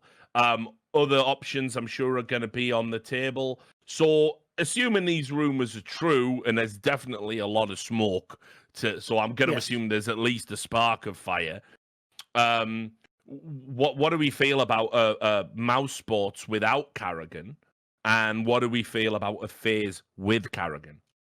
Right, I've got to be straight up. Mouse Sports without Carrigan is in fucking dire trouble. I know, like they sort of had that peak, like towards the end where they got a bit out of trouble. They had like a couple like top 4, like decent results. Like, even if we lose, it's like close to an Astralis or something like that. The problem with that is, even then, that most of those results came when these rumors behind the scenes, at least, were already known. So unfortunately, that smacks to me a little bit too much of the way FaZe like won that IEM New York on the way out when they just knew that it was done already. So you're not really playing properly. So I don't look at this and go, oh, what a tragedy. Mouse was so good. Mouse was all right. And if they didn't go back to LAN, I don't think they were ever going to be a top team again. So the problem I have is, if I look at the Mouse Sports team, the two most important players clearly are fucking Rops and Carrigan. You have to keep those two players. Now, they have Rops supposedly re-signed this year, but that's it. Beyond that, and quite frankly, I think Carrigan set a lot of what these players did and developed a lot in these players. So I think they're going to be in big trouble, mate. I can't really see what angle they go. I can't even see who they get as an IGL. Like, do they get MSL or something? Like, who is even available that would, like, there's not many people. And Fallen's obviously going to Team Liquid already. Like, there's not really anyone to get if you're Mouse Sports. I think they're going to have to do a crazy gamble. I hope they're not going to do some stupid shit, like just get like Crystal or some bomb player like that. Like, I hope they try Crystal's out of free agency now. He's just joined alternate attack. Oh, so that's right. Yes. You should be safe from that horrific. But that's what I mean. I can't even see who's on the horizon for this team. Meanwhile, if you go to the FaZe side, I fucking love this move, mate. Like, it's not like it's a certainty. It's like, instantly top 3 or whatever. Just the core they've got, though. That's an immediate top 10 team. And a team with potential to do a lot more. Like, I look at that team, and I've said this before. Now that the rumors of maybe Rain leaves and maybe Rain goes to that Apex team with Jacob, which all that shit seems to have disappeared now, because like that team itself doesn't even seem to be really happening. It seems to have fallen apart, that Norwegian squad. If you're really going to join, if you're putting Carrigan onto FaZe, and it is FaZe that has Rain and coldzera, I'm super excited, because I think those are players who can be some of the best in the world. In the case of coldzera, he has the potential to be the best player in the world. That's still in him. He never really got bad. He just wasn't as good under Nico. He was just okay. So I think the potential is amazing. Obviously, by the way, the revenge story of coming into Nico's old digs when he's gone, taking the same player he recruited and then making it more successful, that's obviously a great motivator right there. Yeah. Like, if you're looking for an angle. And then the final thing I would say is this. When you think of how Carrigan has helped develop Rops, Frozen, the old boys of Device, and all the players he's played over his career, yeah. I can't wait to see what he will do if Brokey is still in the team, because Brokey already showed me potential. So give him a really great in-game leader, and now we can start cooking, mate. This will be interesting, because the pieces in this team, I think, is really good. I'm very excited for this move. Yeah, I mean, obviously, I know Olaf's back on the books for a bit, and it'll be him who goes out, if the move does happen. One thing I don't know too much about, and I know you've interviewed these guys, so you probably have a bit more insight than me, is the relationship between Carrigan and Kiebi. What does that even look like? I don't think they have one. That's the bizarre thing, because obviously they've never been in a team together. And obviously, he was briefly in Astralis. Yes, obviously. As far as I know, it wasn't like any personal dispute. I think he was just a player where the problem is this: when Kirby joined Astralis, if people don't know, basically he'd taken over the sort of like follow-up entry position that AZ used to do when AZ was amazing. And because Kirby went from being just an okay player to being put in the like fragging role, it's the same role that Config later played. All the stars under MSL play this role, basically. You're the second in after MSL. When he put him in that role, Kirby was looking banging. Like famously, DreamHack Masters, Malmo, He was out unreal, like Leipzig, I think, or something at the beginning of the year. You had that crazy Deagle clip that's like Vince's fucking signature play or whatever. He had a bunch of tournaments where he was really good. And so he was looking like, fuck, is this another easy? I know that name sounds like nothing now, but at the time we were like, what's the next talent? So when they brought him into Astralis, thinking, right, here's the firepower we need, because they replaced Cajun obviously with him. The problem is it just didn't work. And so I feel like that's actually an interesting detail, is if Kirby stays, if I'm Carrigan, that's also a really interesting prospect, because even though Thorin doesn't like Kirby, I think it's a waste of time at this point in time. Like, he's just showing me nothing and suggested to be good. If I'm Carrigan, it's years later. Maybe this is a chance to do, like, you know, fix one of my mistakes. Like, I didn't know what sort of player he was back then. I didn't know how to use him. Also, everyone's given up on him. So I'll tell you right now, if Carrigan turns Kirby into a top player or a competent player, there's props right there. There'll be another little feather in his bow. So, yeah, I think in general, it's pretty exciting all around. By the way, just as an aside, because obviously we also, another recurring segment on this show is, by the numbers proven right again, isn't everyone else an idiot? So, episode 900 of that. I know. I'm just going to say this, right? Let me do a little summary for you. You know, the main angle that moron fans of Nico have been using to say he's a great IGL is literally anecdotal evidence. They say, well, you know, a player who didn't play with him in a different companies, betting companies, video was asked if he's underrated or over it, and he said underrated. And that's literally it, by the way. That's the end of the fucking analysis, evidence, like, and it's like, I rest my case. You know, like they're like Lionel Hutz or something out of the old school Simpsons. This is the craziest part, is I'll use their own approach to make them look like morons now. Because I actually have such a good memory. I can remember these things happening in interviews years ago. So you ready, boys? Who was in the FaZe clan that had Carrigan and Nico, right? It was Carrigan, Nico, Guardian, Rain, and Olofmeister. So you ready? We're going to do it like Sesame Street here, boys. So Nico thinks he's a good IGL. Well, who gives a fuck what Breadhead thinks? Then, who else do you have in the team who says that Nico's a really good in-game leader, but simultaneously says Carrigan's bad? Because here's the interesting detail. Nico said in his other betting company, actually might have been your betting company you did it for. I'm not sure on that one. They'll have to tell me on that. It might have been their video. Nico said quite recently, it was like 3 months ago, Carrigan overrated. Yep. Gave like a dog shit reason why. Yeah, fair enough, then it was. Yeah. But then here's the detail. So we got Nico, right? Nico's out on Carrigan, boys. Sorry. We're only 4 men left. Right. Guardian basically said he like regretted kicking him. Or Guardian and Rain, one of the two. I think it might be Guardian or Rain. I know that Guardian thought that he was underrated and they didn't do enough with him. So Guardian stays. There's one here. Nico against. Then Rain, I believe, said something like that him and Guardian didn't agree with it, and they thought, you know, also that he was underrated or something. So there's Rain. We've got 2 for Carrigan, 1 against at the moment. Olofmeister just did one with the same people. I think it was times like that. And he also said he was underrated. And then who's even left at that point in time? Like, that's it. That's the team, because Carrigan's the last guy. So sorry, idiots who use anecdotal evidence. It's literally 3 against 1. And are you ready? The one is the fucking guy in question, you morons. Like, what is this? Like, this crazy. So all I'm going to say is this. That to me smacks. This is why people need to understand, like, group dynamics. Because that whole thing was never, ever, like the ENCE thing we had discussed earlier, it was presented, Richard, as the whole team's against him, they've mutinied, he's out. No, 1 man was against him. And that man has the fucking gall for years to maintain he wasn't, not only was he not the one against him, Richard, but he didn't have any control over the move happening. It's outrageous. It's just outrageous. Because at this point in time, what conspiracy theory do we have left? That someone in the FaZe org just hates Carrigan, a guy who took their team that were nobodies, made them legends, and then took them to #1 in the world. Yeah, I'm sure the FaZe org hates that guy. Yeah. They're about to sign him again, you dumb fuck. It's mental, isn't it? It was just Nico. It was Nico all up. Basically, imagine me in a spacesuit looking at a massive bread-shaped cunt head, like that fucking head out of Rick and Morty, like, show me something. And just and me go, what? It was Nico all along. And then, like, obviously, you're just behind me with the gun, like, always was. Yeah, exactly. Always was, Duncan. So, the other thing that's happened now... Like, that segment of Nico on Sesame Street was brought to you by the letters C, U, N, and T. Now, what's that spell, children? So here's another recurring segment, because I did a tweet about this recently. I knew we were going to get into it on the show this week.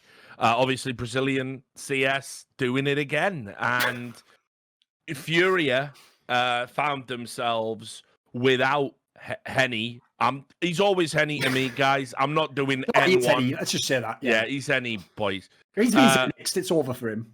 You know, he obviously was a big part of Furia's success. He found consistency. Sure. We were talking about him putting up good numbers and stuff. But he's now decided to leave because he wants to play with his brother again. And I do just want it on the record. I think he's just such a fucking ridiculous figure. I tweeted it out basically saying he should change his name to fucking Goza the Destructor, because his desire to play with his brother has basically ruined what Brazilian CS could have been. Yes. That one thing. Going all the way back to Immortals, all of the problems it's created, it's absolutely ridiculous. And so a bunch of Brazilians, the few Brazilian CS fans I don't have blocked on Twitter. We'll get them all, though. We'll get them all. We will eventually, at some point. But basically, they were messaging me going, you wouldn't know what it's like in Brazil, the classic, you can't conceive of Brazilian culture. And what it's like, to show loyalty to a family member is a way of life out here. It's like, yeah, we do that. We do that where I live too. Like we do that where I live too. But if I went to Desertor and said, I'm quitting unless you hire my fucking brother, you know what I mean? That's not how employment works. Professionalism, you can hang out with him in your own fucking time, for fuck's sake. So, absolutely insane that we're just going to sort of co-sign this guy, whatever he's got in his contract, whatever his obligations, doesn't give a fuck. All he wants to do is play with his brother. It's ridiculous. It's so childish. Let me just paint a picture for you, because I'm going to go further than that. It's not only ridiculous they'd imply that they invented, fraternity, brotherhood, familial loyalty, but even worse than that, it's the opposite. This is the only case we've actually found ever where there is the loyalty. Think of every other Brazilian. So MIBR were calling out Furia because Furia didn't pause when Furia wasn't obliged to pause. Then you had Lucas wanted to join MIBR in the past but couldn't because he was staying with Henny. Then you had Fallen and Cold Zero. They'll never split apart. Well, Mitch, of course they did. They had a massive fight. Cold Zero left, talked shit on him in an interview. Then you had Fur and Fallen. What was going on with them? I mean, that might be the only one that even stuck throughout all the days. Taco was kicked and went off to Team Liquid. Mate, Boltz was wrecked. Phelps was put the actual lack of loyalty in the Brazilian scene is the most compelling thread through the whole fucking scene. You're the most disloyal scene in the entire world. The same people who were literally on Gaules' stream talking all that good shit, aka lies, like you all do about your org and everyone else. Gaules has betrayed us. A week later, he was a scoundrel and a piece of shit, and you had to betray him. Mate, I've never seen less loyalty. Y'all have literally confused disloyalty with loyalty. And there you go. It's the dis in front, like me talking about you, bitch. That's what you need to pay attention to. That wasn't bad, actually. Sorry, mate. I'll save it for the mixtape, Duncan. Save it for the mixtape. So, yeah, anyway, Furia let Henny go. This is a move that's been talked about for a while. That's the one angle as well we've got to attack on this. Listen, we can attack, should Henny go, his brother. Mate, isn't the most bizarre part that after all that furore about the 5-year contracts, I even heard from MIBR people impossible to buy the players, they just ask for too much. Then they go out with their way publicly to be of course we'll just be giving him away for a fraction. I think they said 10% of the.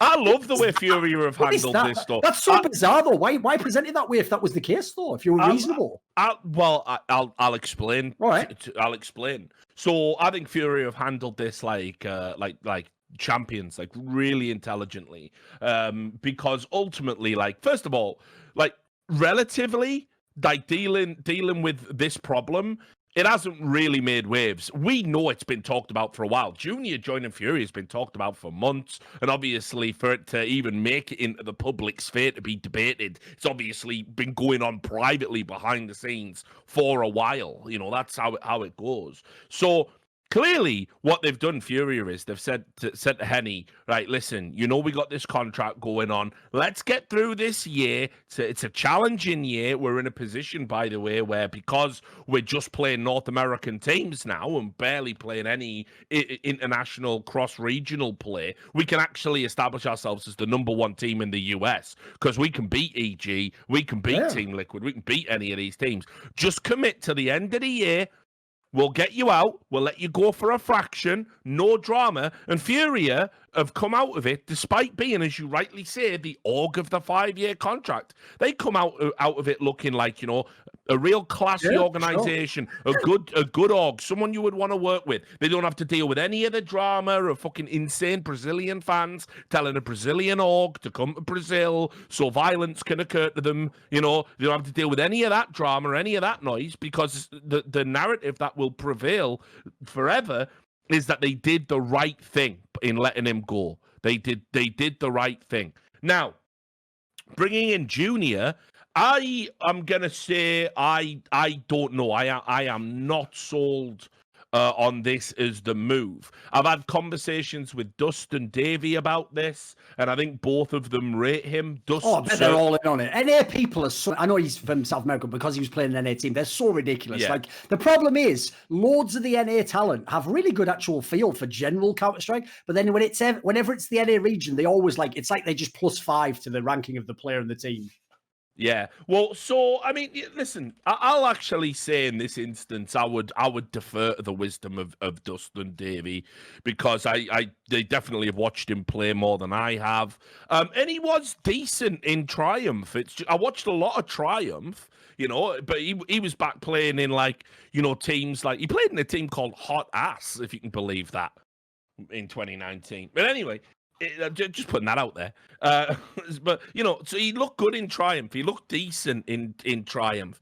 But, I mean, we're talking about replacing Henny, who was in career best form, I would probably say. So, unbelievably huge shoes to fill. I don't know too much about his background either to know what communication's going to look like. My understanding is that he grew up in a South American country, but obviously it's Brazil speaks Portuguese, not Spanish.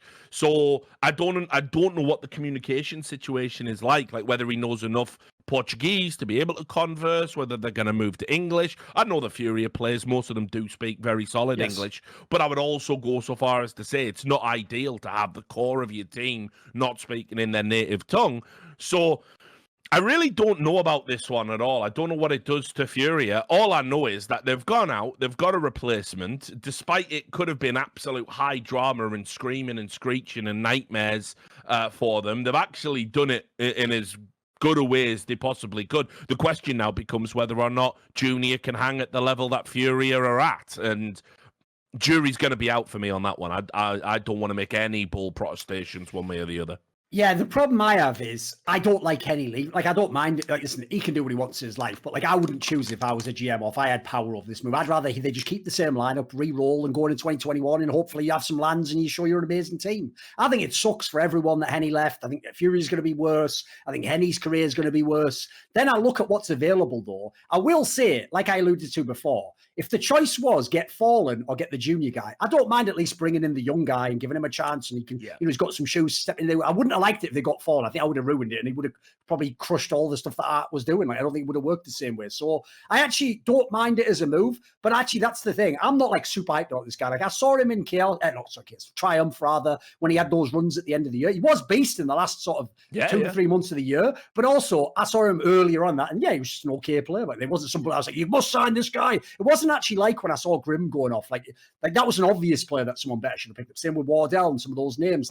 This guy looked good, and I know a lot. That's the thing. His hype mainly seems to come from NA pros. So fair enough. I know it's not like they don't always hype everyone, but they do hype a lot of the people who are in that scene. So that would suggest to me he probably has good skills. Maybe they played pickups with him and stuff, and he's got the skills. But I can't know if that's actually going to translate to tier 1, and that is the key thing. Even though Triumph and the Chaos of the world, because everyone left, was competing at tier 1, they aren't actually true world tier 1, in my opinion. So Furia, like you said earlier in the year, they were number 1 in the world in NA, and they were a top 5 team in the world. So this is a big step up. It's going to be a lot of pressure. And then that angle you brought up, where maybe he doesn't even have totally fluent Portuguese. I'm already getting Maya and PTSD when you tell me that, mate. So I certainly hope that is not going to be at all an issue. It'll just be about how he plays. I don't hate it as a move, basically, but it's just a bit depressing because Fury is one of the teams I just hope didn't make any roster moves. We'll keep it Brazilian. So the other rumor, where again I think we've very wisely speculated and intuitively used our knowledge of what's going on in the scene to kind of, make some fairly accurate speculation. There was a lot of talk about the MIBR squad, where they were going to go, this new Kogu project. The one thing we got wrong is, incredibly, KNG is going to be part of it, is going to join. It is going to be a 6-man roster. So Henny and KNG are going to be fighting over the primary AWPer role, which is interesting, I suppose. I mean, KNG's he's not a very smart guy. Let's just put it that way, guys. Like, yeah, this guy, I've never seen anyone pilot their own career into a brick wall this many times. It's mental. It's like, he reminds me of that famous GIF, right, where the guy's trying to help a baby like fucking deer out of the water, and then the second he gets it out, it just runs right back in. That's KNG's career. Yeah, it's crazy. They think guy picking him out of the water is his like talent, and then he just runs back in. That's like his personality, runs him back in the water instantly. Yeah. So we did say that for this 6-man roster to work and for everyone to take the commitment and leave MIBR, and there's a weird drama I'll get into in a second. They basically must have had a sugar daddy coming in. Now, I said maybe it'll be Neymar, someone like that, because it makes sense. He's obviously CSGo adjacent. We know that it takes a lot of startup cash to make an esports organization. I believe he's expressed an interest on maybe having a team. And they won't get paid. That was half the issue of the drama you're probably going to talk about in a minute. Yeah, sure. But now the rumor that's going around is that there could be official representatives of the Brazilian team Flamengo. So that was reported in, because it's not a well-known publication, baserush.com.br. This is the type of move that would make sense. Now, I don't know what the buyouts or anything look like, but I would assume I saw some people on Reddit going, this move's stupid. I even saw there was a guy, someone on Twitter said, how are they even going to get an org? No one's going to pay millions of dollars for the buyouts. And there was like a Polish journalist who also covers the Brazilian CS. I saw the same one. It was like a guy who actually said he thought they might struggle to get an org. Yeah. So it's like, wait a minute though. They have left the organization MIBR because they were only signed short-term contracts in the first place. And when contract renegotiation started, they weren't offered what they believed was an amount commensurate to what they could command in the marketplace. That's essentially what all of the furor has been about. They said that the offers were derisory and disrespected. Some people said some of them were being asked to take 75% pay cuts. I don't know. I can't believe anyone's got the ball. Not even the MIBR management. I can't believe they would have the balls to walk in a room and go, will you take 75% less on this new contract? Like, I can't imagine that's a starting point. Put it this way, I can't reveal too much stuff here because some things I know, like, privileged information hasn't been spoken about. But first of all, for people who are interested in this story, I am pressing key people on the MIBR side to try and get some of them to go public with some of this stuff. Because I know this is one of the downsides of MIBR. Even though they have fucked up a lot as an org with this team, one of the biggest fuck-ups they've made is it looks like it's just the org fucking up all the time because they do terrible job messaging to people even in the community what's going on. They just let the players do the talking. The players always say, I'm the victim and in every single way and I didn't do anything wrong and everything they're doing to me is evil. And then 1 month later still play for the same guy. Like, that's the sort of moron players we're talking about. Like KNG when he was going like, this is a disgrace. I will not stand by this benching. Oh, I'm now playing Flashpoint 2 with a totally new lineup. Thank you. Can I have my money again? Like, these people are so shameless. That's why I said that loyalty angle. What a whack angle to take. But I will say, put it this way, I'm suspect that one, the one about the 75%, this is where Richard, this is what they do.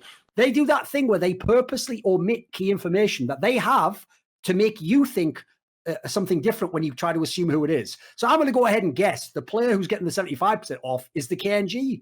And that's because KNG was on a monster contract. Monster contract, guys. If you knew where MIBR was this year, monster. So 75% of that might even be what his market value is right now. Listen, maybe not KNG, the individual player, but if he's going to play with this lineup of players, because this lineup of players wasn't going to be number 5 in the world, were they? They were going to be like maybe a top 10 team if everything went awesome and somehow you could get VSM or a replacement involved. So in my opinion, like a lot of that stuff, they've done the classic thing where they're like, I'm going to tell you guys the real, and then they conveniently leave out all the parts of the real that actually make them look like a cunt, or even worse, just show that like, oh, so you just made a complete mountain out of this molehill. Like, yeah, I did. Yeah. Like that. So a lot of that was fuckery. Flamengo, in that case, makes absolute sense because I don't know how much people know about Brazilian football. Obviously, I love football, and And I used to watch what it used to be called on TV, Football Mundial, football of the world. World or something, yeah. Yeah, you would get all of the South American football leagues domestically. And so Flamengo, it's not just another football team. If you know about Brazil, it's by far and away the most popular club in Brazil. It's based in Rio de Janeiro. It's like the wealthiest club. It's got like the most fans. It's had some of the most insane players historically play for them, like Zico. It was Zico's club. You know, this is no joke. And they're already in esports. They've already got a League of Legends team. They've already got I want to say, what are the teams have they got? Is FIFA, it maybe? No Pro Evo they do. All right, okay.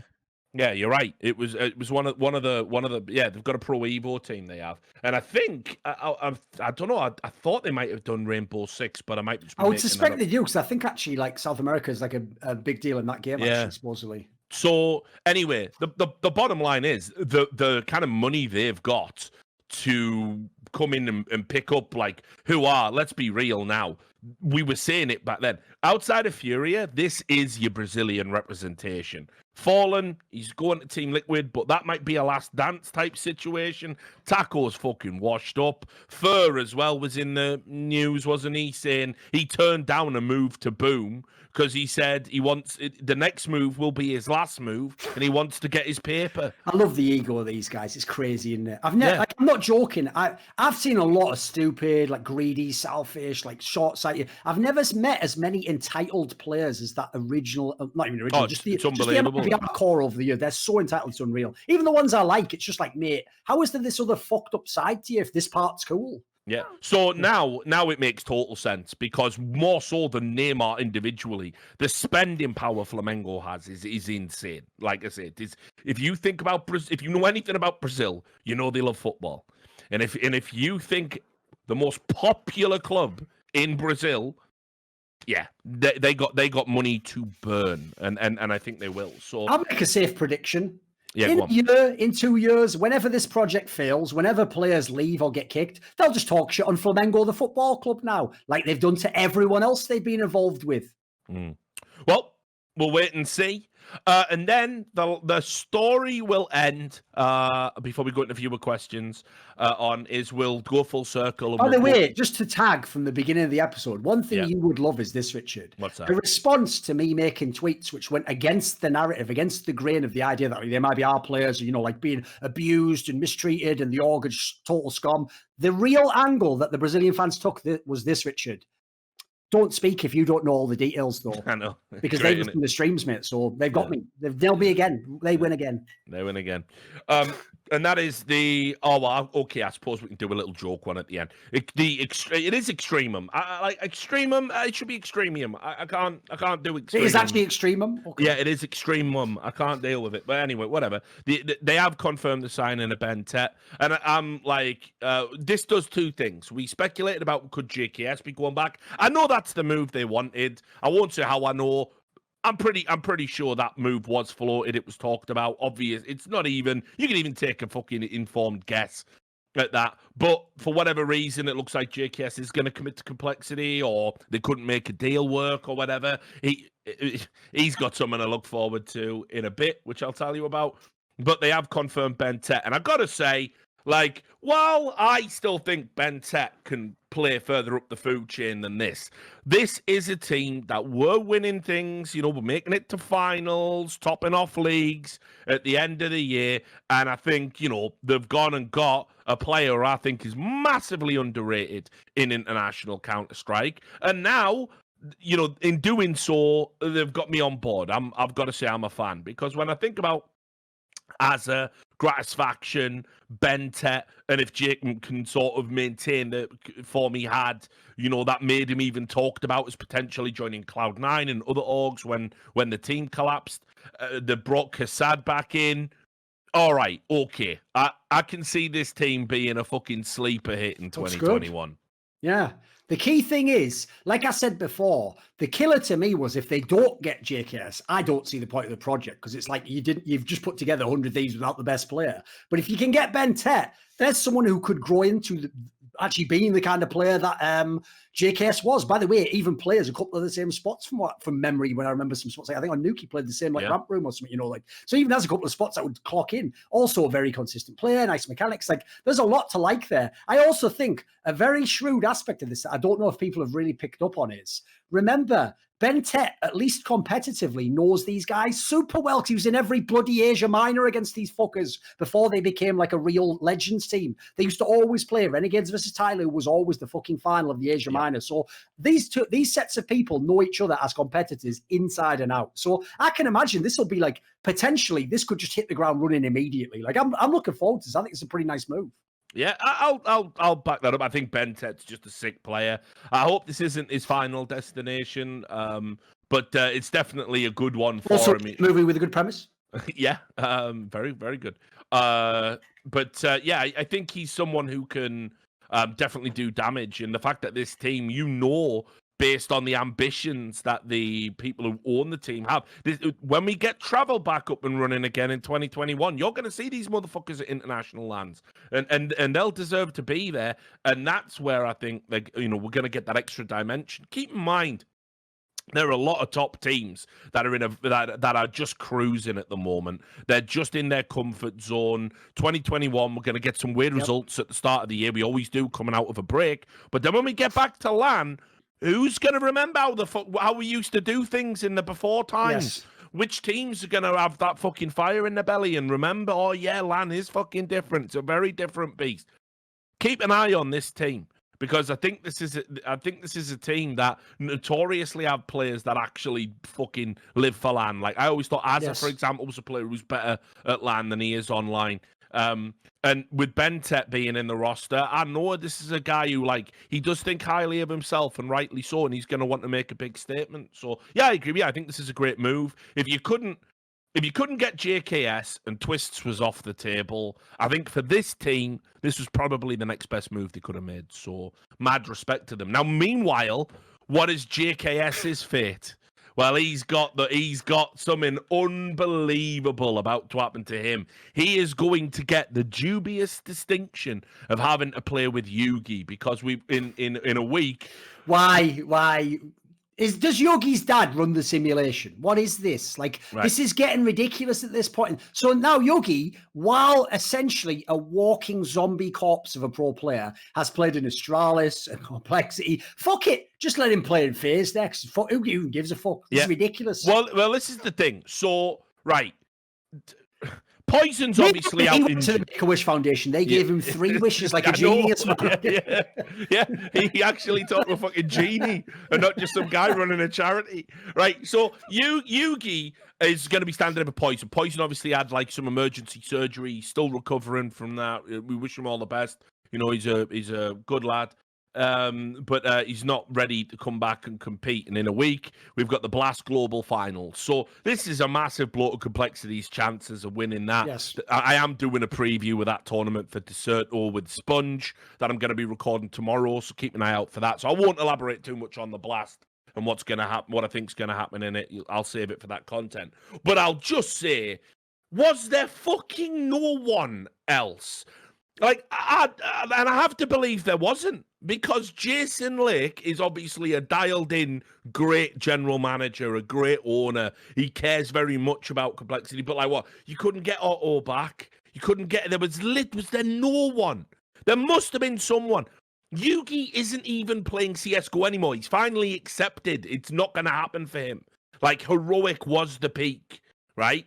He's a Valorant player now, like all the other desperate cunts who want to make money from FPS. He's not even practicing on CSGO. So you are getting arguably the worst version of Yugi that there has ever been. A Yugi that is just completely given up, tuned out of the game, and is hoping that Valorant is going to rekindle his fortunes. By the way, given that his problem has just been raw aim and his ability to frag out. That has been the thing that has cursed him. If he cannot get it done in Valorant, then what does that say about him? And if he does get it done in Valorant, what does it say about the competitive ceiling of that game? So pay close attention to what he does. But I've just got to say, when I saw this announced, I literally did that thing from Breaking Bad. I literally screamed alone in my house, he can't keep getting away with this! I fucking lost my mind. Like, this guy is the bottom of the barrel pro option. Like, you just go and get anyone, like, bring Guardian back for a week. Like, yes. I don't give. That would be a great pickup, by the way. He wants to play again. Yeah, please, please, not fucking. You cannot be Yugi. Or loan some players, get fucking Hellzerk from Dig or something. Get someone competent. Yeah, there's a million people. Yeah, Hellzerk's out there. Smoothie's out there, obviously. Yeah. Smoothie, he's a basket case, but you only got to work with him for one tournament. Bring him in. Oscar's out there. Go get or do anything. If you have Smoothie, you can just put earplugs in when you're not playing, and it's fine. With Yugi, you have to put a blindfold on while playing to enjoy it. And I'll also say this, because I know people in the chat know I think Nate Osafix is just a dog shit player who's never going to make it. He's just a nice guy. Yeah, he's a nice guy, so everyone sucks him off. I still might be tempted, even though he didn't shine last time. Yeah. I think I'd take him over Yugi. I think Yugi is absolutely fucking unbelievably I'm going to call it now. Being as I've just looked, and obviously the teams at the Blast Global Finals are straight fire. Like, it's basically like the best teams in the world. I'm calling it right now. Complexity's coming last place. Get ready. They're coming last place at this tournament. Oh, of course they are. They can't do it. Mate, this is literally like 4v5. Like, this is like if Jason got in the chair and played himself. It's that bad. He means Moses, by the way, not like fucking Jason from like, the fucking Friday the 13th, I assume. Like, because he'd be sick. I mean Jason Lake. Right, Jason Lake. Right, Jason Lake, because remember his old gaming name, it was one, wasn't it? Yeah. Yeah, so if he rolled back the years and got him, all right, fucking hell, yeah, take Moses to play over Yugi. Like, please, just don't do it. But they're going to do it. And it's going to be awful. And if JKS has been fucking emo so far, because let's be real, since he joined Complexity, all of the hype around the move is just that football's fucking deflated, hasn't it? Like, they've had to use multiple stand-ins. Poison, was just maybe crawling back into form, gets sick. Nightmare stuff. So, yeah, I agree with you. Complexity for dead last. And that's that. That's all the roster stuff. So let's jump into our viewer questions. Just a reminder. If you give us $50, we'll let you ask us a question, or more. It can be more.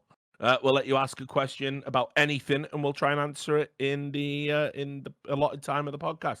So, Echo, if all of you, Sam included, would have the option to know the date and way in which you die, and you absolutely cannot do anything to prevent it, would you take it, or would you rather keep living in blissful ignorance? Why or why not?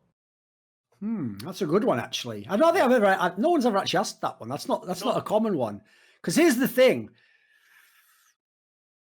The obvious, and it's semi-cliched because I feel like most people are going to come to this conclusion. The obvious one that immediately comes to mind, which is why I actually have a sense to be skeptical of it, is to say, well, I'd rather not know because I want to just live my life, and then what happens, and I wouldn't want it to affect me. But I actually have to say, me personally, who I am as a person, I would actually like to know. And this is what's fucked up, though. This is where I would take a deviation.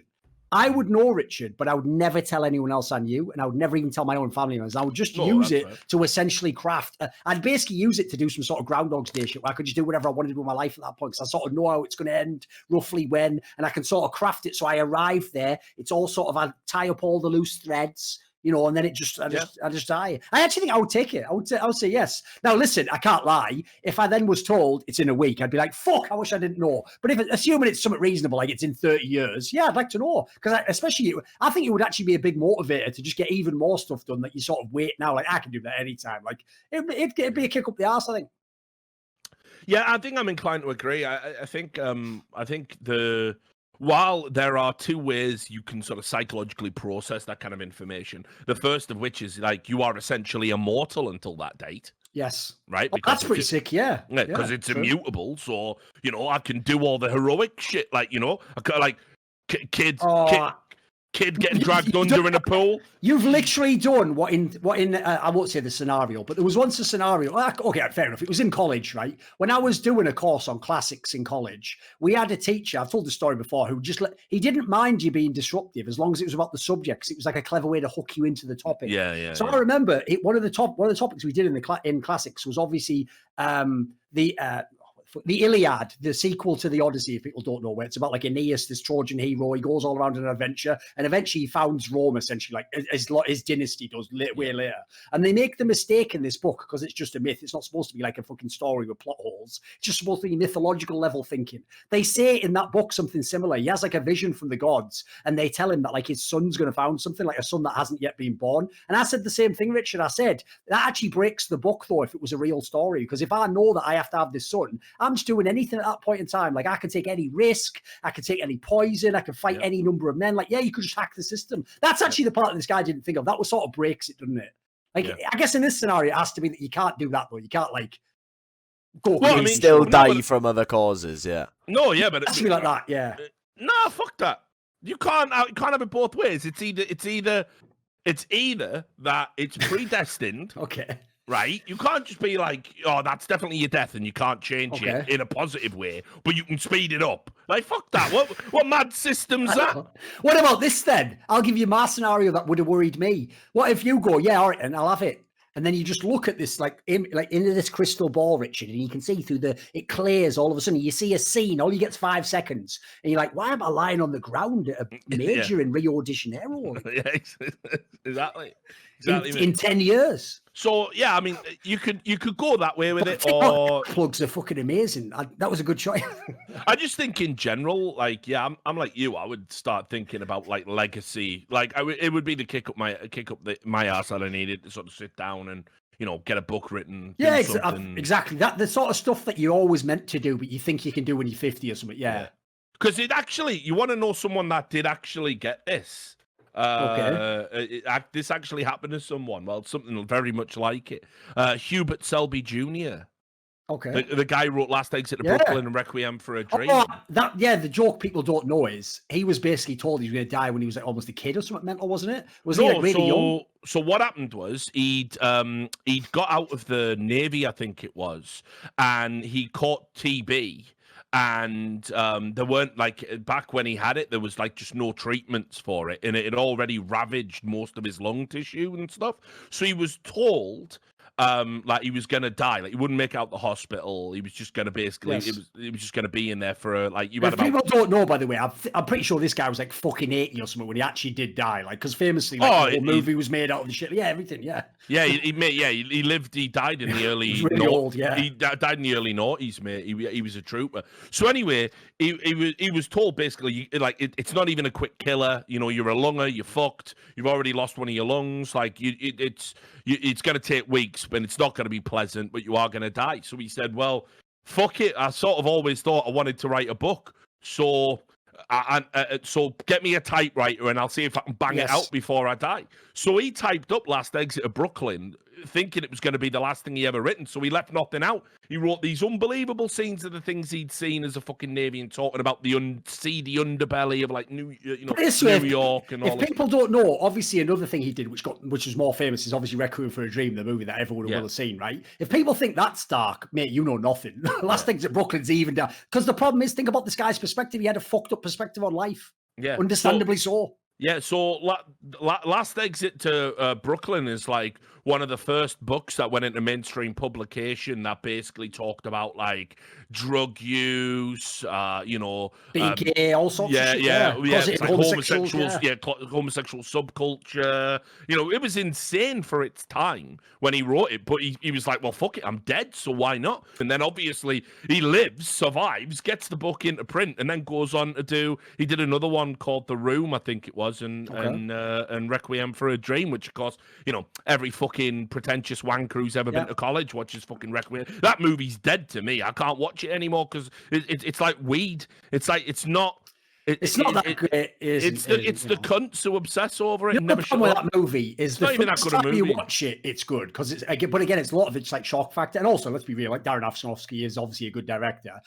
and has a couple of good actors in. But there's the biggest problem.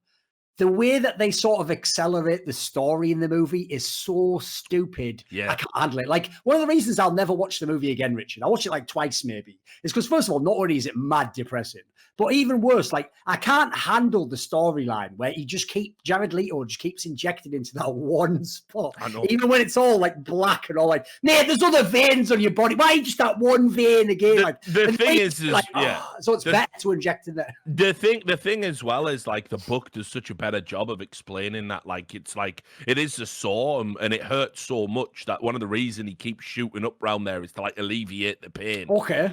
So that's why you They never explain that in the movie. Yeah, none of that. Like, fuck that film. Anyway, Sam, do you want to know, or do you want to go out in blissful ignorance? I'd rather know. I'd rather be able to plan for it. And also, if I get the immortality loophole, like, I'll be taking fucking strong. Well, good news, Sam. When you slept over around at my place in Vegas, I injected you with asbestos. With asbestos. So, yeah, you know the worst part 5 years, by man. It's because you've opened the fucking door to the fact that it's a hack to just do anything you want. Yeah. Now this cunt's just taking heroin the whole time until he dies in like 30 years or something. Oh, mate, that's nothing. I'll be fighting gorillas on heroin. You think I'm just shooting up? I'm going out swinging, mate. If I can't be killed, I could win some serious bets. I just realised I actually fucked it up. The joke is fucked up. I fucked up the joke, Richard. Here's why. Because I blew the load on the idea that you die at the Brazilian Major or me, right? It should have been the other way around. Actually, if I know I'm going to die in 20 years, tell you what, I'll be at the Brazilian Major. See you there, boys. I'll see every one of you on Twitter right there. Meet me outside. Yeah. That would be. I can't even lie. That's how petty I am. If I know that's an option, I'd settle every score. That's the problem. I wouldn't actually be a tyrant if I had true power, but if I had magical power, now that's different. Magical. I've always thought. There you go. Listen, the reason I did enjoy The Boys, the comic mainly, but is because, like, that is more like what someone would be like if they got superpowers. They wouldn't be cool, would they? They'd be every petty cunt in the world, wouldn't they? Yeah, like can you just imagine, like, trying to tell somebody who's, like, essentially omnipotent, like, yeah, well, we're an elected official, right? So you have sort of, and I'm a police officer, and we have authority and dominion over you. It's, I can melt you with my eyes. What are you talking about? Your authority is, you only have as much authority as I'm ever willing to give you. That's, like, the whole premise. And of course, we know enough about human nature. Like, people get a little bit of power and go fucking psycho. Look at Reddit moderators. The least amount of power that's ever been given to, like, the least functional humans in the world. And they go nuts over it. You know, they can't help themselves. It's reminded me of one detail, by the way. I know this is like too late now, so it's going to be out of chronological order. But I tell you one detail that was revealed publicly that you will be interested in is when Lurpus actually got sick of people. Obviously, every day, I'm sure it was 99. Shit, yeah, we didn't even nail that bit. I was going to segue into it. It was like a million fucking notifications every day, I'm sure, for a week where you were getting all these morons like Canal Hook, the fucking whatever that guy, Vampiretta or whatever. Vampiretta, yeah. But this is the craziest part. Because Fallen tried to come back at him and be like, well, even though I am under an NDA, if you are lying, that somehow makes me allowed to say stuff, which is like, all right, I'm not sure that I'd maybe check about on your law there. I know, yeah. Doesn't really work that way, but okay. But Your Honor, he was doing it. Like, it's not the fucking the guy who's like the bar owner saying he's going to kick you out, is it? You're trying to argue your way back in. It's a law. But anyway, Lurpus replied to him and said a very interesting detail, which I can't go much further with, but I'll basically infer what it means. Lurpus basically said, like, out of like the kindness of our hearts, we paid all of you more than we were contractually obliged to. Think about that, Brazilian fans. You're talking about how the MIBR org are liars and they've cheated the players and stolen and they won't give them what they deserve. Now, I then went and I looked and he said something like, between all of them, they'd been paid something like $100,000 for no good reason. As far as I know, it was something simple, like, you know, like maybe some of that would have been in bonuses, but instead they just said, fuck it, just give them it. Just, you know what, just to be kind of whatever, just give them it, whatever. So they gave these guys thousands and thousands, potentially a month each, extra for nothing. And in the end, those guys spat in their face, never mentioned it, and won't even acknowledge it. You notice, I called Fallen out. Zip, silence. Magically, he can't talk again, Richard. He can talk when it suits him. Can't talk when it doesn't, of course. Yeah. So I thought that was outrageous because, by the way, that's something that if it's not true and you've been as out there as these Brazilian players have just now you get outraged again. Now they're lying again. No, nothing about that. Not a peep. I haven't heard a word about that. That's why I say these are people who have no honor. No honor. Yeah. It's a fair comment. Next question, Carv. Who fell off the most? Woxic in his brief time in Cloud9, Twistzz since Valorant was released, or Shara when he fell into the labyrinth under the stage at Cologne 2016 to fight the Minotaur, a mythical creature created by ESL and is said by industry insiders to be half man, half bullshit artist. So Nicola Nyholm was down there. Yeah, Nicola Nyholm and a bull having a crossbreed. So listen, Must be Woxic, surely. Although yeah, I mean, Woxic was bad when he's in Mouse, though, wasn't he? So but overall, it's Woxic, surely. Shara going through the stage. He was never good anyway. Yeah, it's one of the best things ever. Yeah, it was just hilarious. But yeah, I'll just say, I know it's a joke question, Carv, but Woxic to Cloud9 was just a bitly disappointing move in the way that it worked out and the way it ended. The fact we're never going to see him play at LAN, and honestly, his career might be done.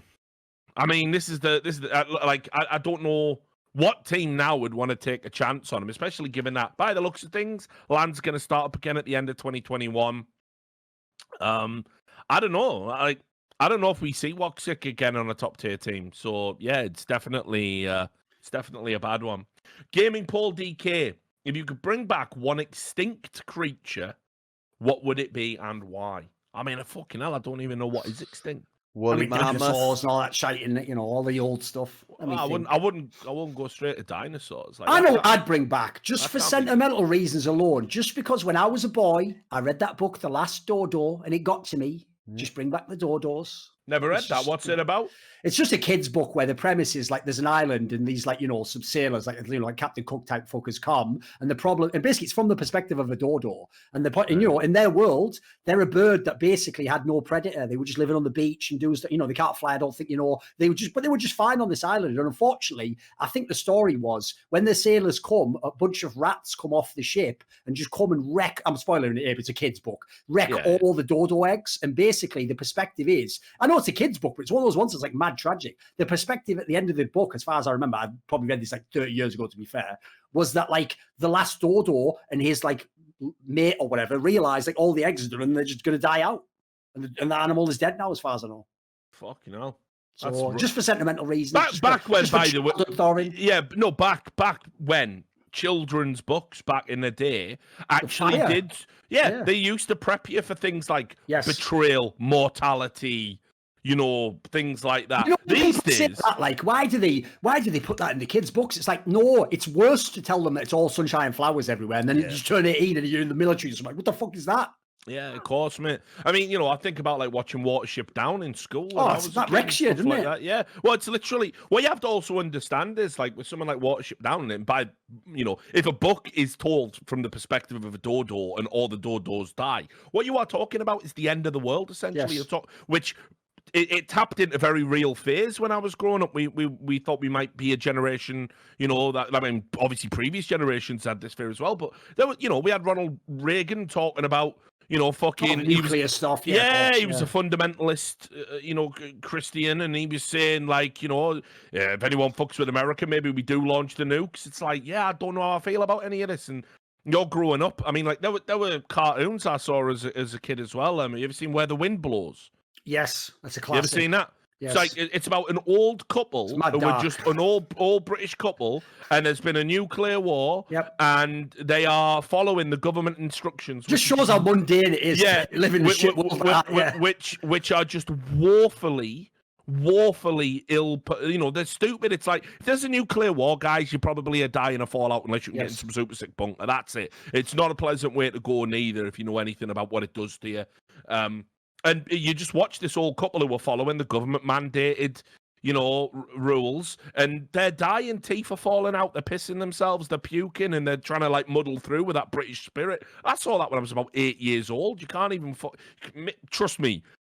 Coming out of my childhood, there was none of this idea like what mummy and daddy will live forever. No, they fucking won't. They'll be lucky to even make it to fucking 60 the way the world is. So I had a very good perspective on it. That said, to get back to the question, them giant mega sloths. Mega sloths? I didn't even know that was a thing. There's a giant sloth. mate, these things were fucking huge. Like, I mean, bigger than a bison, like massive. A megatherium, apparently, is their scientific. That sounds like a cryptocurrency. It looks like a bear sloth hybrid, basically. Yeah. That sounds like Kim.com made his own cryptocurrency. They were so fucking big, and just the idea of someone like that's like really cool to me. Like giant docile creatures like Doja. So anyway. Hope that answers your question. Watch Doge. Can you give your UK accent power rankings from first to worst?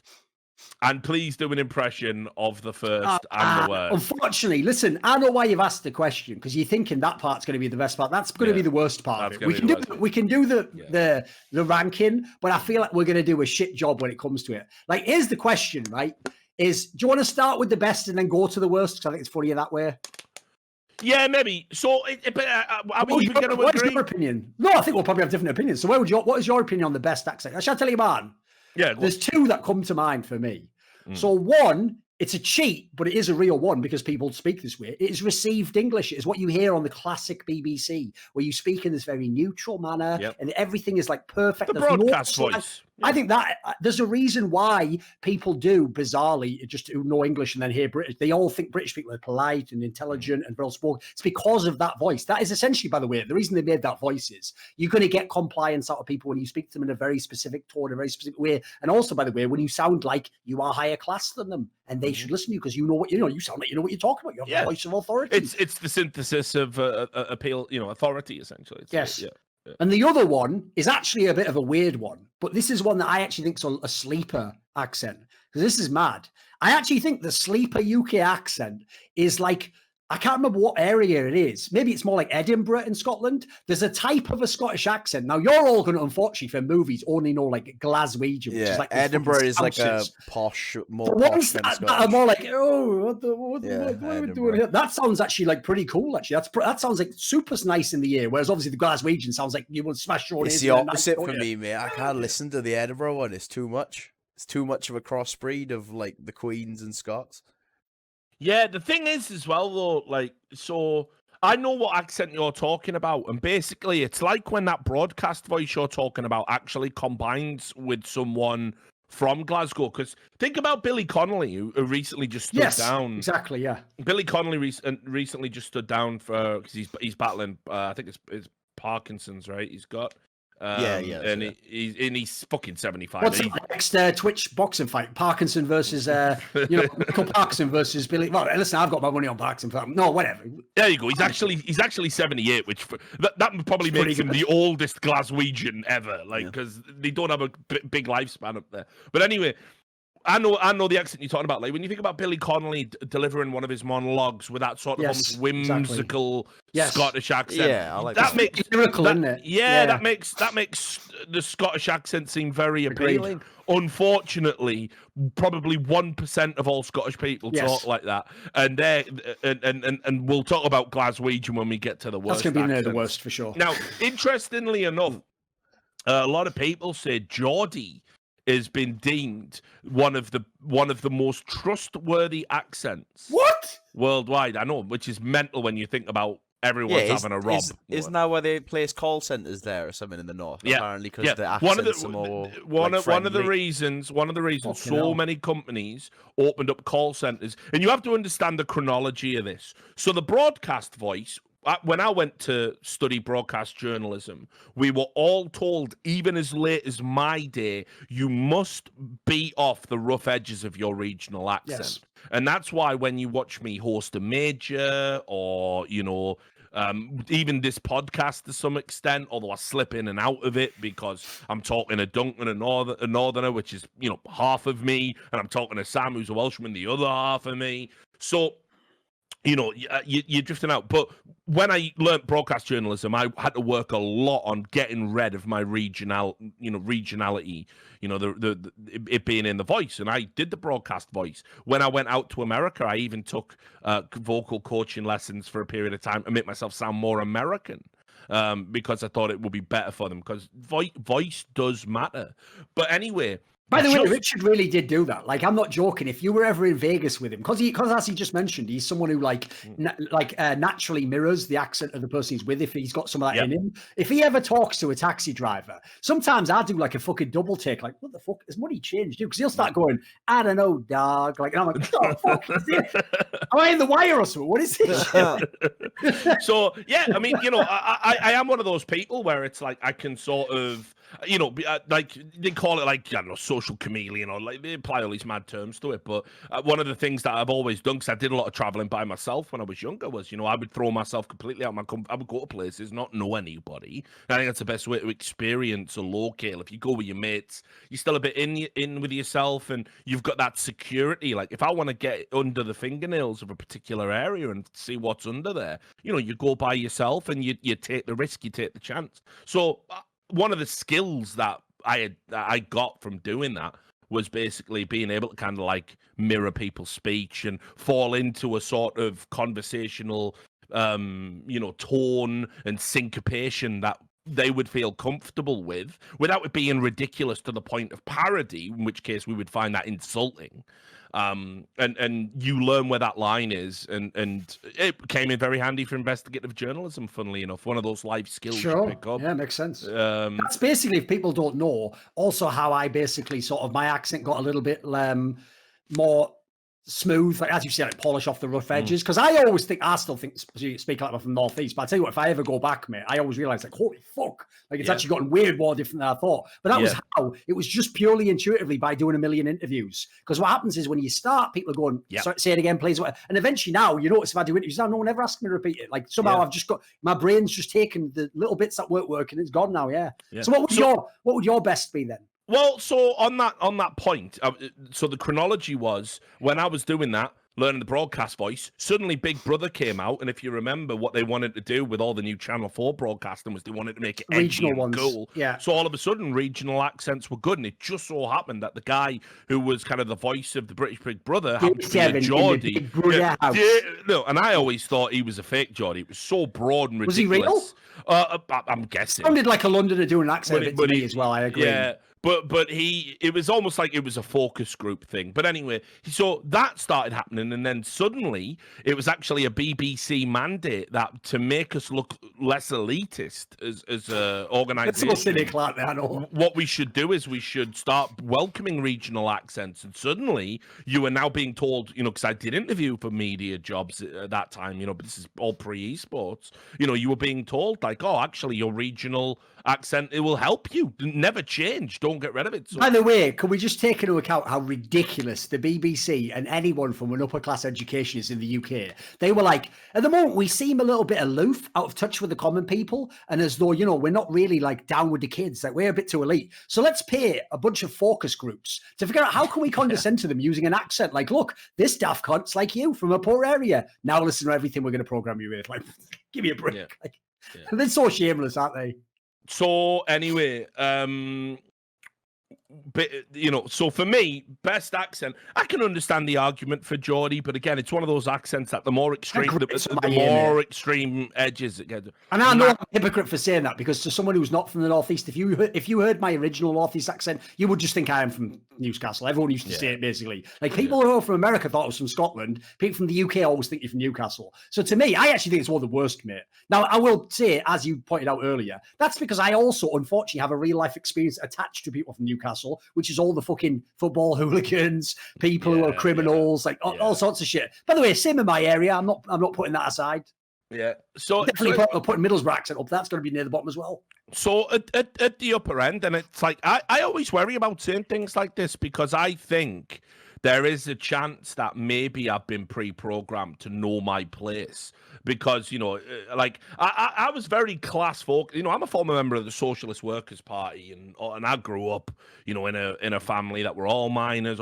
So like I used to reject stuff like even the royal family, because it was a fucking rich Southerners' idea of what working class people do and what working class people laugh at. Oh, you meant the TV show, because people are going to think you mean the TV show, the royal family, not the actual royal family.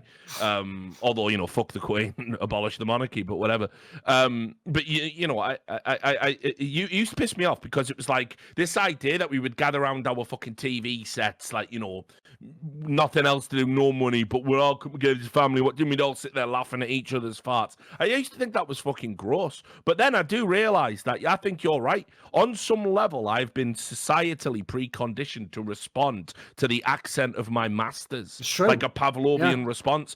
Like when I listen to Stephen Fry speak, I think that's fucking incredible. He's from Hampstead.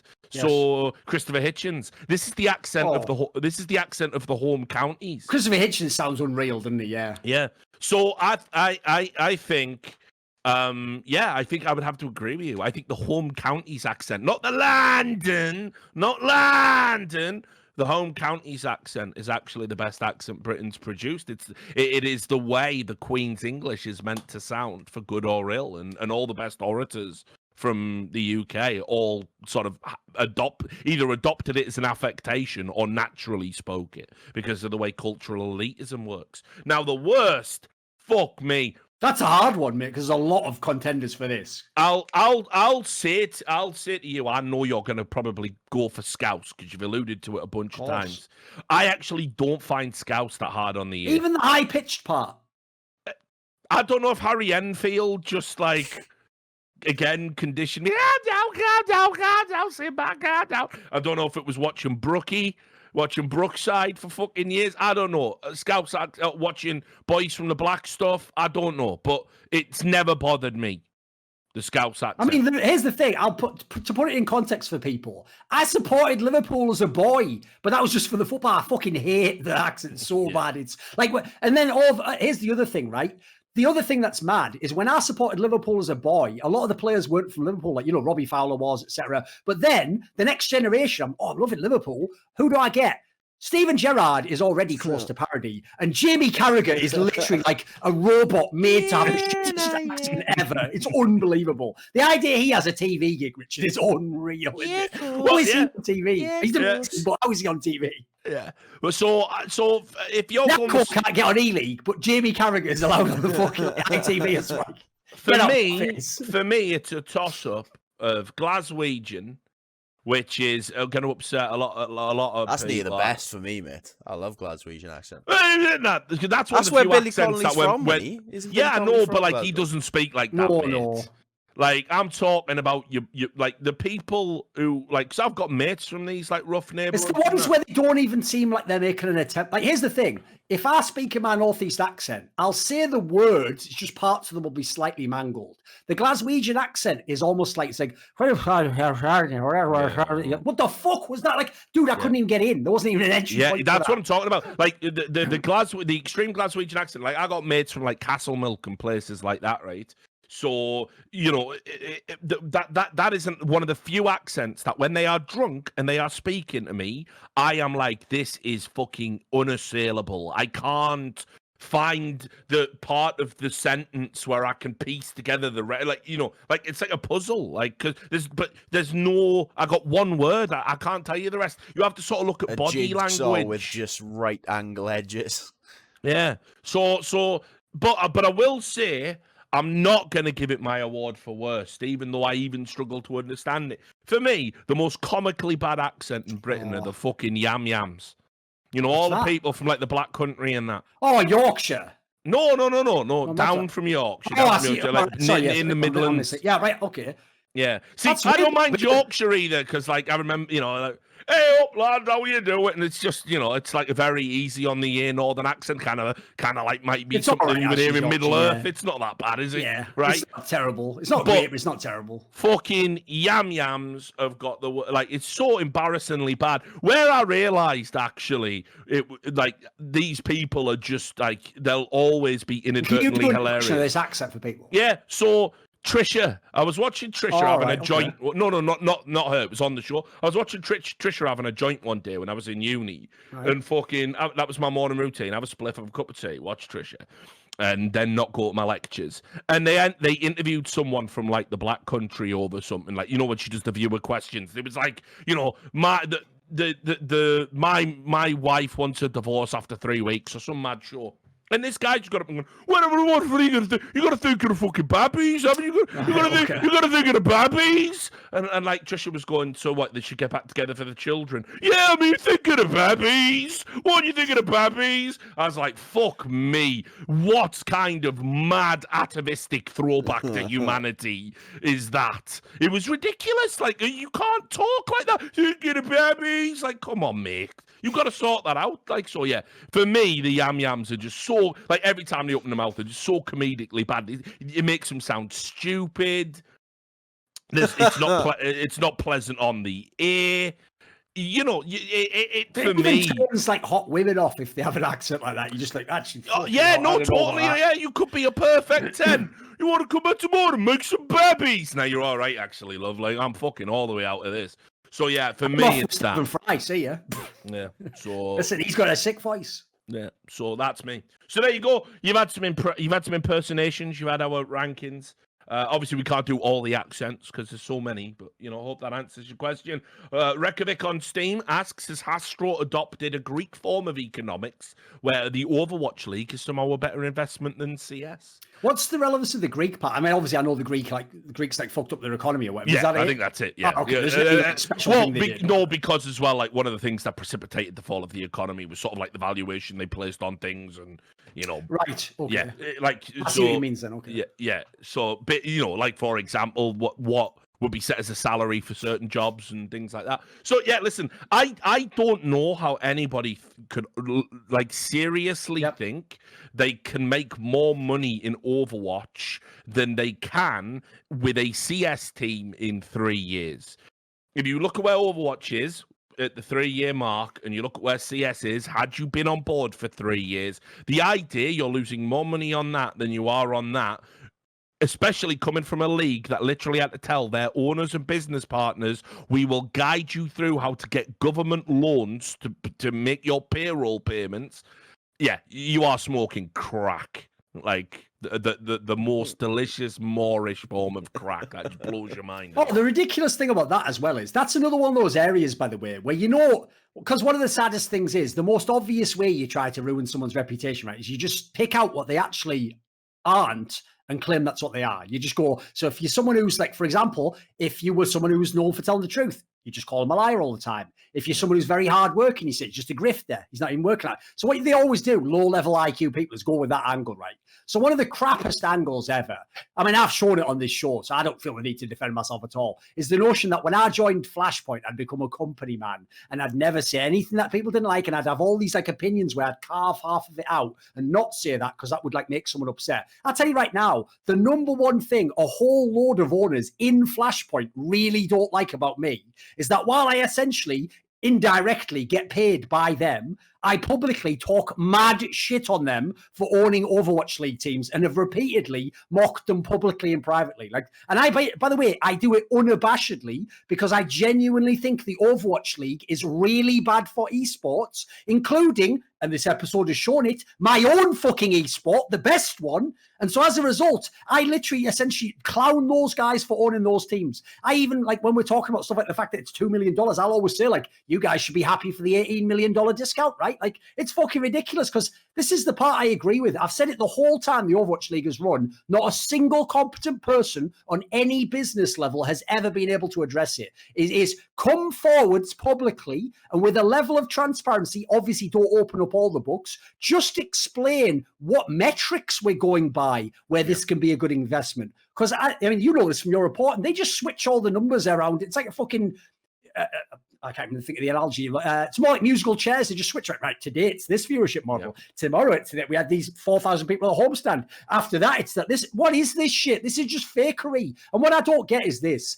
I sort of understand the sunken cost fallacy angle of like, well, I spent 20 million and then 5 on the team. Like, I get that guy staying in. It's the ones who want in and who want to buy in and who think it's good still, and the ones who are in and want to spend even more money there. I don't get it at all, Richard. I actually find it disgusting. The idea that someone like Gen G is going to go, I'm actually out on this CS thing, and then they're just loving Overwatch. Get the fuck out of my face. Yeah, or explain it. Explain yourself. Because I'm going to say it right now. I certainly could be wrong. I certainly could not know what I'm talking about. But based on what I do know, as a 20-year veteran in this industry, there is nothing that justifies why it's so awesome in the way that these guys pretend there is, and they won't even privately let you in on a little secret. So that tells me there is nothing there, Richard. It's just all fakery. I even said this, the best example ever for Overwatch League is when they were going to launch it, and obviously my boy Monty was in, wasn't he? He was coming in as the head guy, and he was explaining to me how the format would work.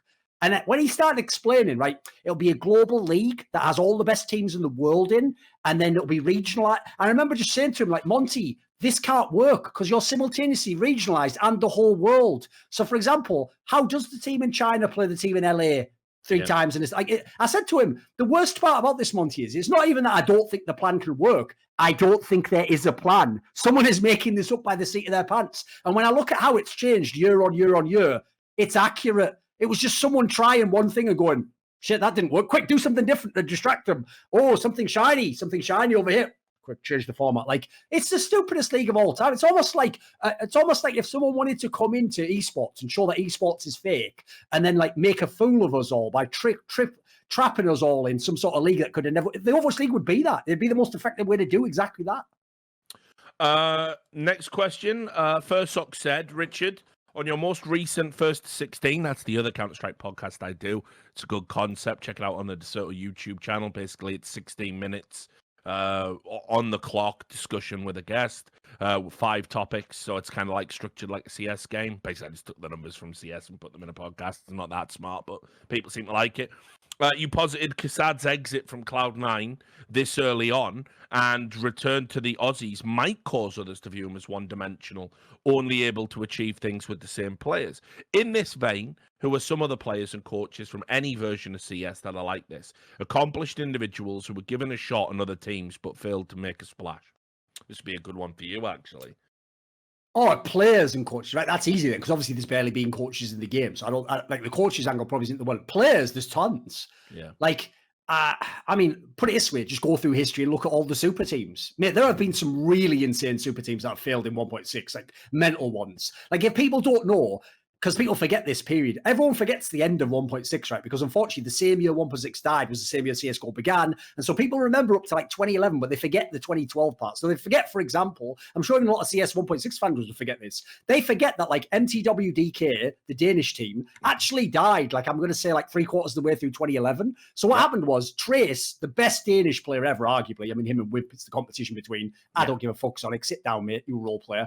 So it's between him and like Trace was unbelievable at this point in time. He first stood in for Mouse Spots at like during that winter, but then if people forget, he joined SK Gaming with Get Right and Forest. Yeah, played like, that lineup. Yeah, on paper should be like #1 in the world. Like they should displace Na'Vi and the Pauls. Like, and I'm not joking. I think that team had like a top 4 in IM, maybe like somewhat ridiculous, like 8th place at a Copenhagen game. Like they just fell apart completely. Even though on paper, that is literally like one of those like Real Madrid Galacticos lineups where it's like your brain just can't compute even while they're losing. Like, how isn't this team just winning everything? Like, wait, you've got Figo and Ronaldo, and like it's ridiculous. It didn't make any sense. So there's a classic one. Yeah, I'm trying to think. There's definitely some great examples from 1.6. How would you feel about Gux being up in there? Like, I don't know if he's appropriate, but like he was in Fnatic and he famously left, didn't he, to go with that like the former Lemon Dogs lineup that went to H2K. Oh yes, it's Lions. Yes. Yeah, and then he went to SK and then ended up having to come crawl. No, it was the other way around. Like he got kicked out of Fnatic. He went to SK. He was good at SK. Yeah. Then he went back to Fnatic. Then after Fnatic, he went to Lions. And now you put it this way, I would agree. When he left Fnatic, because of how good he was in SK, when he came to the Lions team, he was supposed to just be like, wow, we've got like one of the best players in the world here. And he was just like an above average player at that point in time. Yeah. I agree. He definitely wasn't the monster he used to be. It's not a terrible shout. Who else? Davey's in the chat and he says Luke, the Polish AWPer who got cut from the Golden Five. I mean, he never went to any of the teams. I mean, yeah. Well, yeah, you're right. I mean, not any major teams. Anyway. No, like he maybe played on some Polish team like for the odd land, but it was never like serious. Like the problem is, I'm trying to pick ones where it's like the scrutiny's on them to succeed and they just fail, even though you think, how can that happen? Yeah. There's not that many from CSGO, though, I noticed. Like, let me think, who would there be in CSGO? I was also trying to think of some coaches as well. Well, yeah, who are we going to go with for this? Because for CSGO, Oh, I know one. It's an awesome one. Guardian going back to Navi. Yeah. That was even when it was happening. It's another one where I was just scratching my brain. Like, is this going to really keep going? Is this just going to bot frag every game? Yeah, what is this? That was really bad.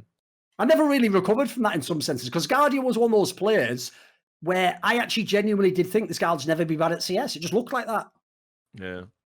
So yeah, it's tough. I'm really struggling to think of coaches that have only kind of made it. I mean, not many coaches. That's a problem. I mean, you would have to say like, but I don't even want to count this. But like, Dead, can he do anything away now in the scene? Like, he only ever really coached those guys, didn't he? Like, and then, but the thing is, would you say this new project is giving him like an opportunity? Probably not, right? Yeah, I mean, Devil Walk, I don't want to bang on him too much because, first of all, I don't. It would have to be talking about his playing, and realistically, it was right at the start of CSGo, yeah. so. He quit pretty early on, so Yeah. he wasn't a check steal, put it that way, and they didn't get paid that much back. Yeah, exactly. Like fair play to Devil Walk, honestly. Like when he was done, he said he was how have I not thought of this? Yeah, listen, I know to fans, because of a certain team result that you're going to think of when I say this, you're going to say this is stupid. Snacks to Mouse Sports. I don't give a fuck that they won ESL New York. Snacks to Mouse Sports was so whack, cost so much money, and got a decent salary. Get the fuck out of that team. Get the fuck out. That was one of the worst big money moves of all Sad time as fuck, in wasn't the it? sport. Yeah, for sure. So I hope that answers your question. A few options in there. Alice the Alchemist, not a question, but a shout out to the longest supporting patron of By the Numbers and Thorin, Mr. Jerky's Minion. You're the most OB of OBs, and never forget that you're a legend. And without you, none of this will be possible. No matter what life throws at you, be sure to fight back and win because you're a champion. So there you go. Nice bit of love for Jerky. I echo those sentiments. Obviously, you've been following my content for fucking years. I know as well you regularly appeared on Thorin's Patron discussions. So yeah, you know. Basically, Jerky's Minion, even though I will say he has like a very good job so he can afford it, he's one of the people that we all wish was the fans in esports, where he's just like, well, I like this thing, so I'll support it. Yeah.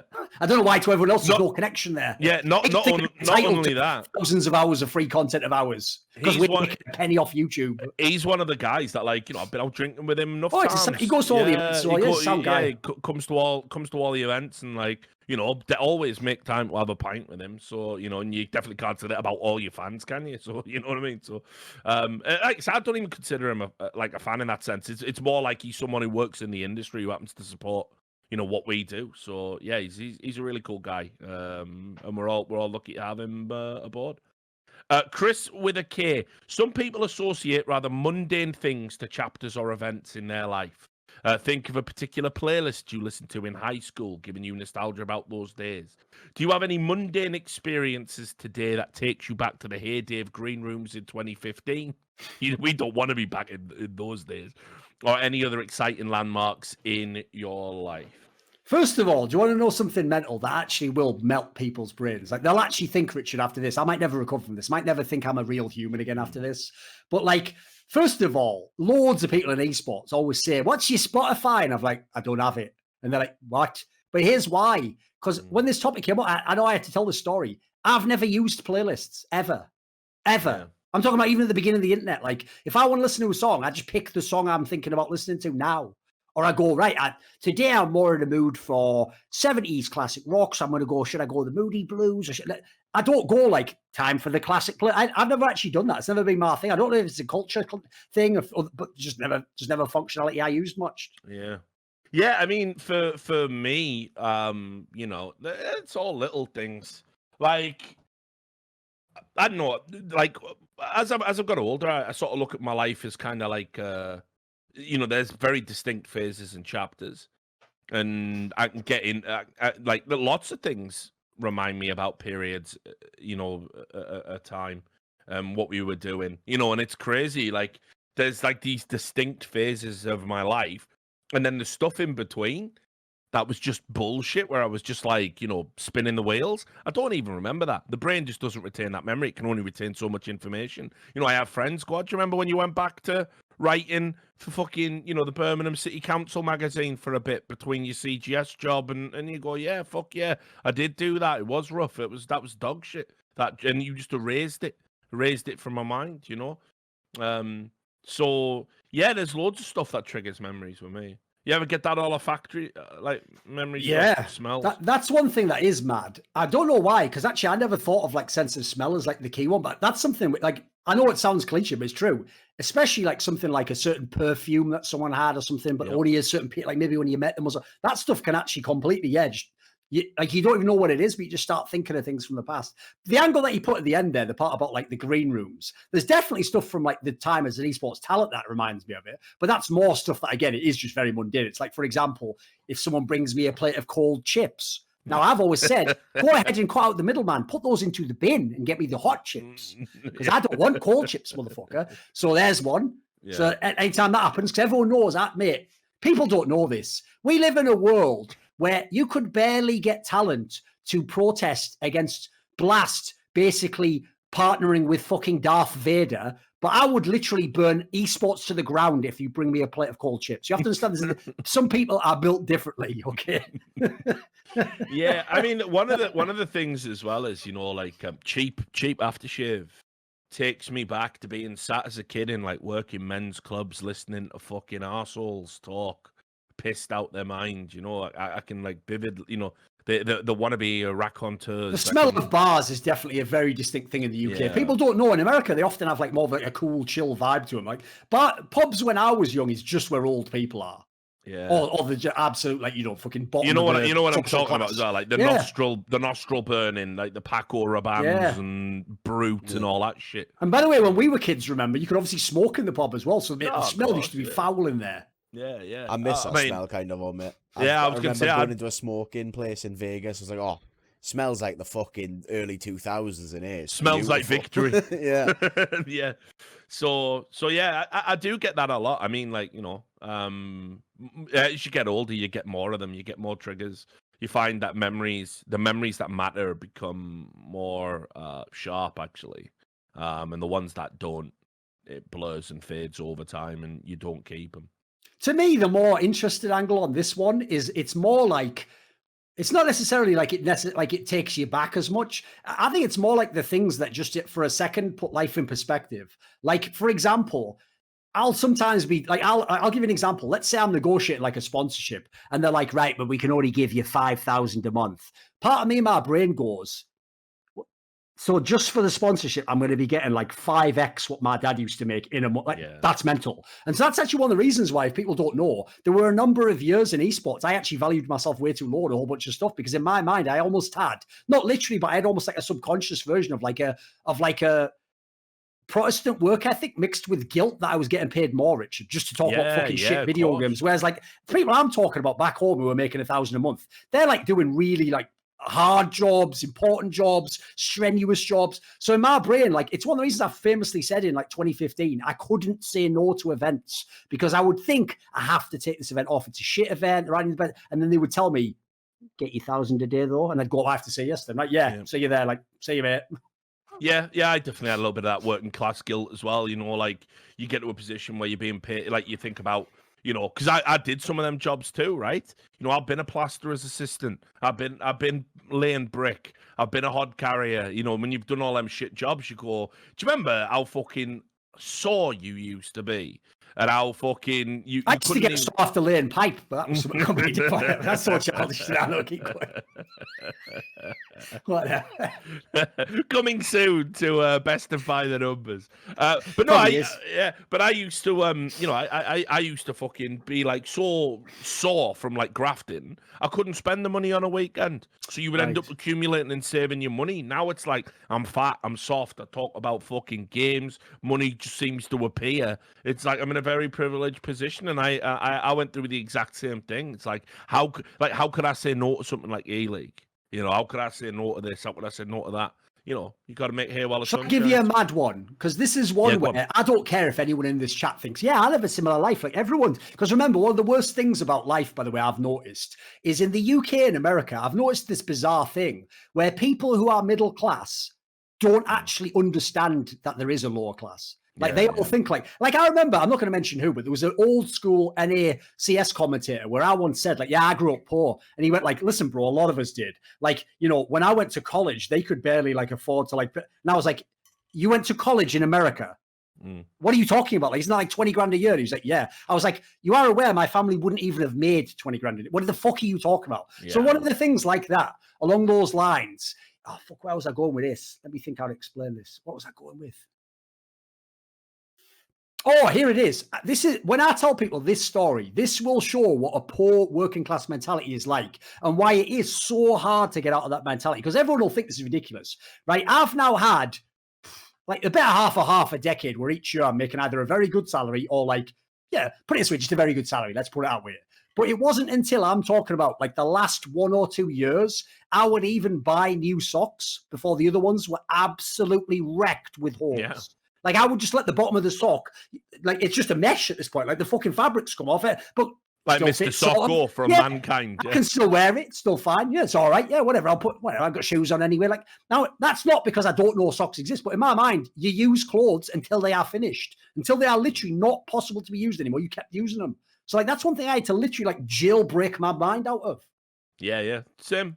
It's the same, yeah, and as I said, the people who think that they're working class now, what blows my mind, and we'll move on to the next question, we've got 3 more, but when I look at the sort of discourse, especially with the American politics stuff I do, and the American, people that are pushing the political discourse on like Twitch and YouTube. Oh, the way they look down on like rural people disgust No, but they say like, oh, I'm working class. We need to rise up, throw them over, socialism, all of this. You literally would be appalled if you sat in a room for 5 minutes with my family. Yes. Or went or drank in the work. Cancel them all. Yeah. You would think they were all scum. Yes. And also, when you see people who've like come from like legacy fucking media jobs and they're making millions and they're still talking about the struggle, have a bit of fucking self-awareness. You've never been as poor as my family was. I've lived in 3 of the worst fucking top 10 estates in Britain. I've lived in areas where I've literally seen fucking people just dead outside, like when I left my house, like no hyperbole, dead. So don't talk to me about the fucking struggles when you're in a fucking LA apartment, making millions. Like, I've seen real fucking hardship. I know what it is. I know what it is to go hungry. I know what it's like to be in a room where your mother's crying and she's saying like, "Don't worry, it'll be okay. You're having the food today. I had something yesterday." So when these cunts talk about being working class and talking about the struggle and all that, you ain't never struggled a fucking day in your life. You're laughing, and I do find it insulting. Yeah, I do find it insulting. So, right. Chingu asks, what do you think about the emerging precedent that tournament organizers can ban you from events for out-of-game conduct? I mean, that actually ties obviously into a way bigger topic that's actually very fresh in esports, which is this notion that you can be punished essentially on platforms where you didn't do the thing. Now, I find that very alarming because it essentially implies that the people who run these platforms, in this case, the game devs, are now the moral arbiters or fucking inquisitors who aren't even here to check that you broke their rules. They're here to just decide if you're a good enough person to be allowed to play a video game.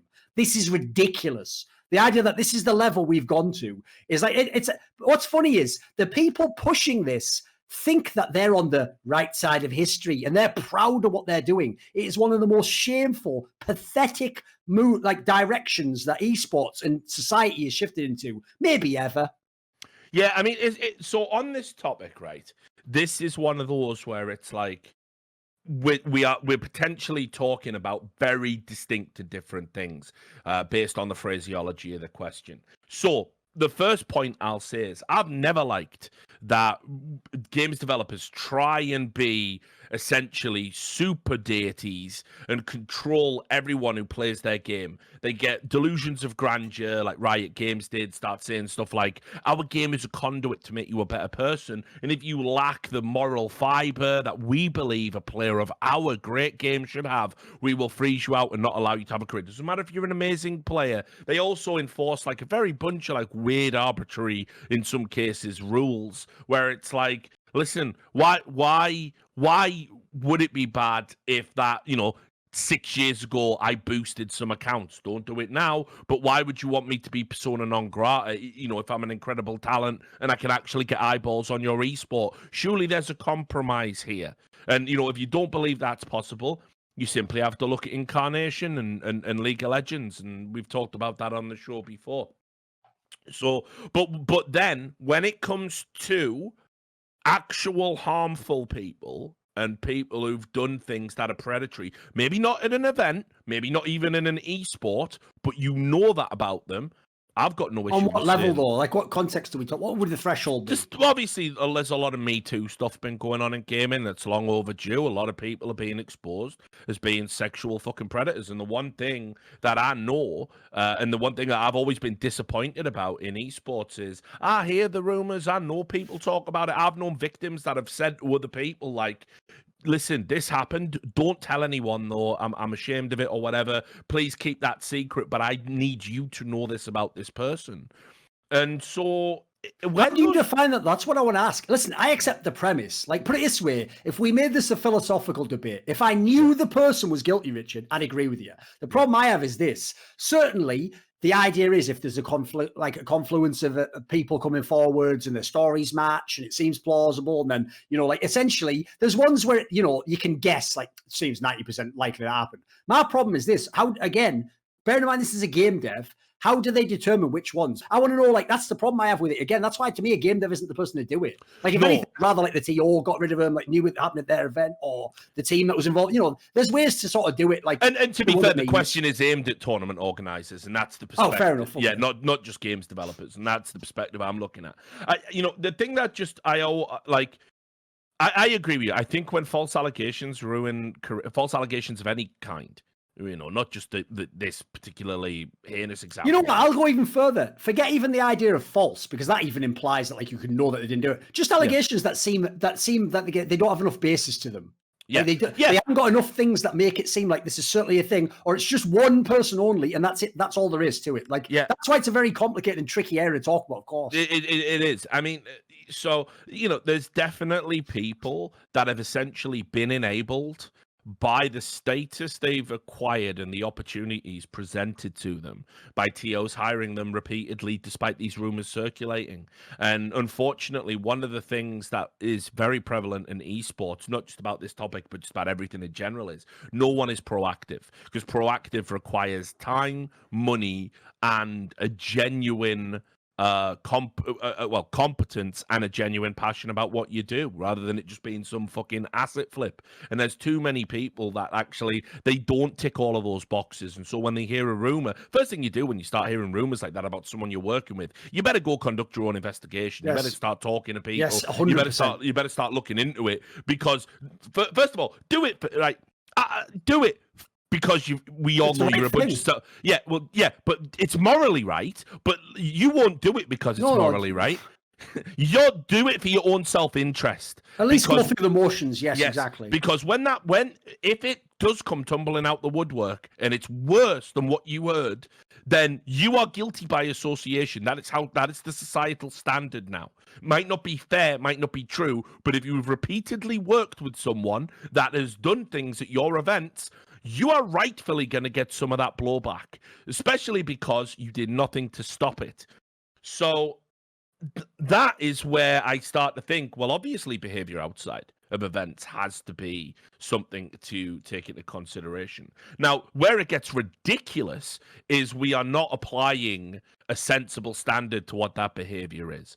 And when we are talking about people who commit physical harm, sexual harm, this is a no-brainer. These people should not be allowed to any event where they're going to interact with people that they have proven they have no regard for the sanctity of their safety. So, fuck them. I don't care, right? I'll never, you know, you'll notice that when the Me Too thing came, what side of the fence I was on, and I'll tell you, I know some motherfuckers didn't get got with that, and I'm pray every fucking day they do, and I have to believe it's happened. Oh, mate, I'll tell you a couple. But I've been sure to share that information with the people who need to know. Of course, yeah. I'll tell you one thing I thought was disgusting about the last year's whole incident, because we'll remember the timing. I think it was around the summer when all that shit was going down. There were two people I immediately thought of. I thought, wait a minute. It's one of those things where, again, you have to put it in perspective. It's only when you put it in perspective that you see how truly morally bankrupt some of these people are. So I remember thinking of that whole Riot Games thing from like 3 years ago, two and a half or whatever, right? And I remember thinking, wait a minute, it's not just that particular guy, the one that we all know, is still employed there, but this is the same company that Bandai will dominate for laughing at a skin. What? Yep. What? Yep. That can't be. That cannot exist, because what that implies, by the way, is you didn't even ban him for what you actually thought you did wrong. You banned him for some capricious reason, which is always the reason why, by the way. I don't care how many idiots on Reddit say otherwise. And when someone did something really heinous, not like murdering someone, but within the context of your company, you're just cool with it. Similarly, I'll call them out right now, because I tell you what, people always claim I call them out for shit that's nonsense. No one else called them out for this. This is how I know no one else will put people's feet to the fire if we don't, Richard. I won't say who the person is, but there was an important person at ESL who got a bunch of Me Too's in the summer, and not only do they still work there, but I did the same thing. I did like a double take, because on the one hand, again, it's not my company, so it's not me to do the decision. But I remember thinking, wait a minute, this was the same company that was telling me they were a bit worried and they were feeling a lot of heat because that one person wrote that article claiming that I used a slur that I never ever said in my entire life. Yeah, I know. And I thought, wait, how can that again match? So on the one hand, you were bothered by that. You weren't. You were just bothered by PR attention, apparently. But if someone's done things potentially heinous in a sexual context, you're just cool with that. You're just fine with that. Again, what does it mean? What sort of moral fiber do these people have? Well, it's the thing. It's not about morality. It is about, you know, the problem you have now is it is all about, you know, the buzzword they always use. It's optics. Optics somehow phased in to how we deal with scandals and PR and punishment, and somehow became the primary driver of how we act and what we do. And so when they say optics, it always repels me a little bit, always repulses me, because what you are really saying is it's not about the ethics, it's about the perceptions, it's about people see it and what their reactions might be. Basically, all the politics is right now. Yeah, and so it's why there's so much performative bullshit in American politics. The idea that optics has to be the prevalent driver of our ethical responses to problems and negative behaviors in society. That's the broader context. It's not really about social media, and it's not really about cancel culture. It is the fact that because we've essentially given everyone a pair of eyes to see, now all we care about is what they see and what that might make them do. It has become the primary driver. So whenever I hear people talk about optics, I hate it. And unfortunately, this is the issue. If you can kill something with silence, doesn't matter about the rights or wrongs. If people don't know, like in the situation you're talking about, people have forgotten that guy sort of exists to a certain extent. So I guess he gets a pass, right? Whereas if it was someone more high profile, someone who had a bit more of a public figure, then of course they would be. People know the threads I was referring to earlier about CSGO people. There was people on there like, fire them, get rid of them anyway, just no matter what. And then some other people skate, don't they? And this isn't this isn't based on evidence. This isn't based on like many good works. So you give you're a bit more understanding towards someone. It's not about context. It is literally, we are just right, more eyes on this person. So now there will be more eyes on our response, and we must be seen to do the right thing. And that drives a lot of negative behaviors. This is cutting people adrift before you even give them an opportunity to explain themselves, which, by the way, everyone should have the right to face an accuser and stand up to it and say, listen, it can't be some Kafkaesque fucking nightmare where you're already convicted just because many people with empty lives want it to be true so they can live vicariously through the drama. That isn't how a just society operates. And another thing I find absolutely insufferable are the people who say like cancel culture isn't real. It definitely is a thing that happens. You know, there was a guy who literally, like, just recently with these Capitol Hill riots, he lost his job, and he actually saved somebody. That someone took a picture of him. He was pulling someone from behind. He was pulling a woman away from harm, saving them. He very much one of the good guys. The woman herself did an interview saying, this guy was my savior. I would have been in real harm's way if it wasn't for this person. None of that went out, so he lost his job at Toyota because of it. So don't tell me cancel culture isn't real when I can tell you many. It's not just a media thing. It's not just a media invention. It's guys who like armies dangling out of a fucking truck while they're driving, having a photo taken of them and losing all their fencing contracts. You know, it's ridiculous. So I hate this rush to judgment that we do. Because we have to get it over the line to appease all of these eyeballs. It's insane. Now, that being said, I also say TOs have to have a freedom of association and choose who they associate with on a professional level. That is a fundamental component of freedoms that every person should have. You should never be in a position where you are compelled to associate with someone via whatever pressures that might be. And so, yeah, I think to get to the end of the question, because we've done a long show, I just think, yeah, a TO should be allowed to ban you for anything that you do outside of it. And it's our right as a community to make an assessment of that decision and whether or not we want to support that type of decision and stand with them on it, or whether we want to push back and say we're not going to support your events because you have made a decision that is actually grossly unfair. But the right of the TOs has to be that. Anything to add? Are we good? No, that was all good. Okay. Right. J-Dubs. Oh, no, sorry. Jerky's Minion, who we were just talking about. Who is the best character on the TV show The Wire, in your opinion? Here's the thing. I've always said this in the past. I'm not afraid of being cliched. Like, if I actually agree with the general populace, then cool. So I would probably say Omar. Seems like the most straight fire character, right? What a great! Almost every scene he's in, you just can't take your eyes off him. Just the effect he has on the story is just straight fire. Listen, there's some really good characters as well, but that's the one that is like burning them out. Like, listen, I like fucking. It's hard to remember the names now. Like Avon Barksdale, remember that guy, the gangster guy? He was fucking sick. Chris Parlow, of course. Again, I won't give any spoilers about what they do, but he has this, like, in that show in particular, key character. I think those would be my top three, probably. I mean, for me, obviously, brother moves home when he turns up, but like for me, I've had this conversation with my mates, and it's probably a fringe pick, but it's Prop Joe. If I was anyone, I'm Prop Joe. Prop Joe, for those who don't know, he's like the gang that we don't know so much about, the other guy on the other side of Baltimore, but he's called Proposition Joe because he's known for being a very good sort of mover and shaker, but also a guy capable of getting people around a table. And Prop Joe, for me, one of the best scenes is, and I don't give a fuck about spoilers, but anyway, Prop Joe gets clipped. I won't say by you, but he gets clipped.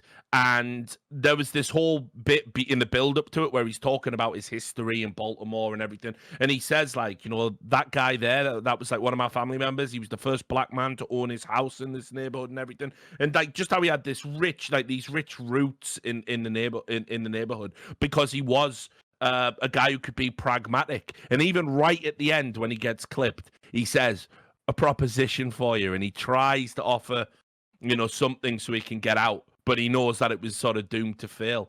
So, yeah, I always thought Prop Joe was the fucking Don. Like, you don't get to be old in that life unless you've got something about you. And Prop Joe made it way further than he should have done. And by the way, because I notice whenever I see these discussions online, there's basically like two groups of people. There's all the people who love The Wire, and then there's the ones that are like, I tried it a bit, but I couldn't really get into it, right? The problem The Wire has is very simple, and I'll be very brief. It's this.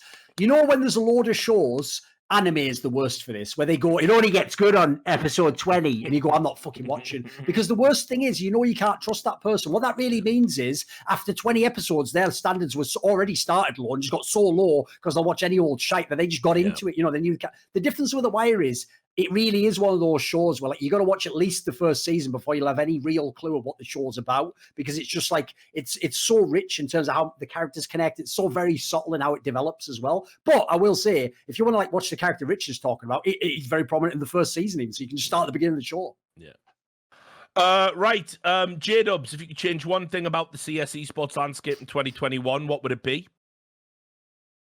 I'll just do it nice and quick. I think if Valve don't step the fuck up and start getting involved in this game in a meaningful way, instead of like doing stupid meme tweets and letting tournament organizers carve up the scene in a really cutthroat way and actually promoting their game and promoting content creators and promoting tournament organizers and then trying to encourage viewership, I think we've got real problems. Valorant is a competitor the likes of which we've never had. So I'd like to just make Valve care, but that's like King Canute trying to hold back the tide, I guess. I'll be selfish on this one. I'll just say this. Under the assumption I work with Flashpoint, we continue doing events. In some context, just give me a whole bunch of the best teams in the world, and that's all you need to know. You've already seen what I can do with the content, the size stuff. I've already done loads of events with the best. Just give me them at my event, and you'll see an event like nothing you've ever seen in CS before. I'll go so deep on the shoulder content, the build-ups, the trailers. Like, put it this way, when I did that hype trailer for the playoffs of Flashpoint, yeah, listen, I'll put swagger into it, but there's only so much swagger you can put into talking about, like, now, come on, fucking Calix, I want to see a good performance. Like, the difference is, give me Simple and Zero or something. I'll go fucking, it'll be some next level shit. Just wait and see. Yeah. Right, and then the last question is from Elon. Is there a habit you've gotten into during lockdown that you normally wouldn't have done? Round-the-clock fapping doesn't count. I don't know, man. It's like, it's just, I guess, just overall, the whole concept of time has sort of become, like, really meaningless.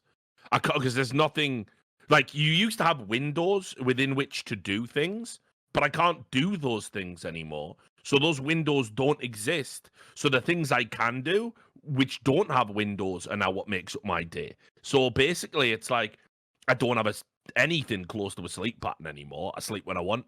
He sleeps when he wants. I sleep when I want. I do what I want, when I want, all of the time. And it doesn't matter how inappropriate it is. Yeah, might crack a beer at 6 a.m. Might not. Might, you know, like, it's just, there's just, time has just become this meaningless sort of construct. So, I mean, that's the worst habit of all, because I literally tell people now as well that I work with, like, there is, like, I'm not gonna go back to that. I'm not gonna go back to that. I don't need to. I've realized how stupid it is to even put those parameters on yourself.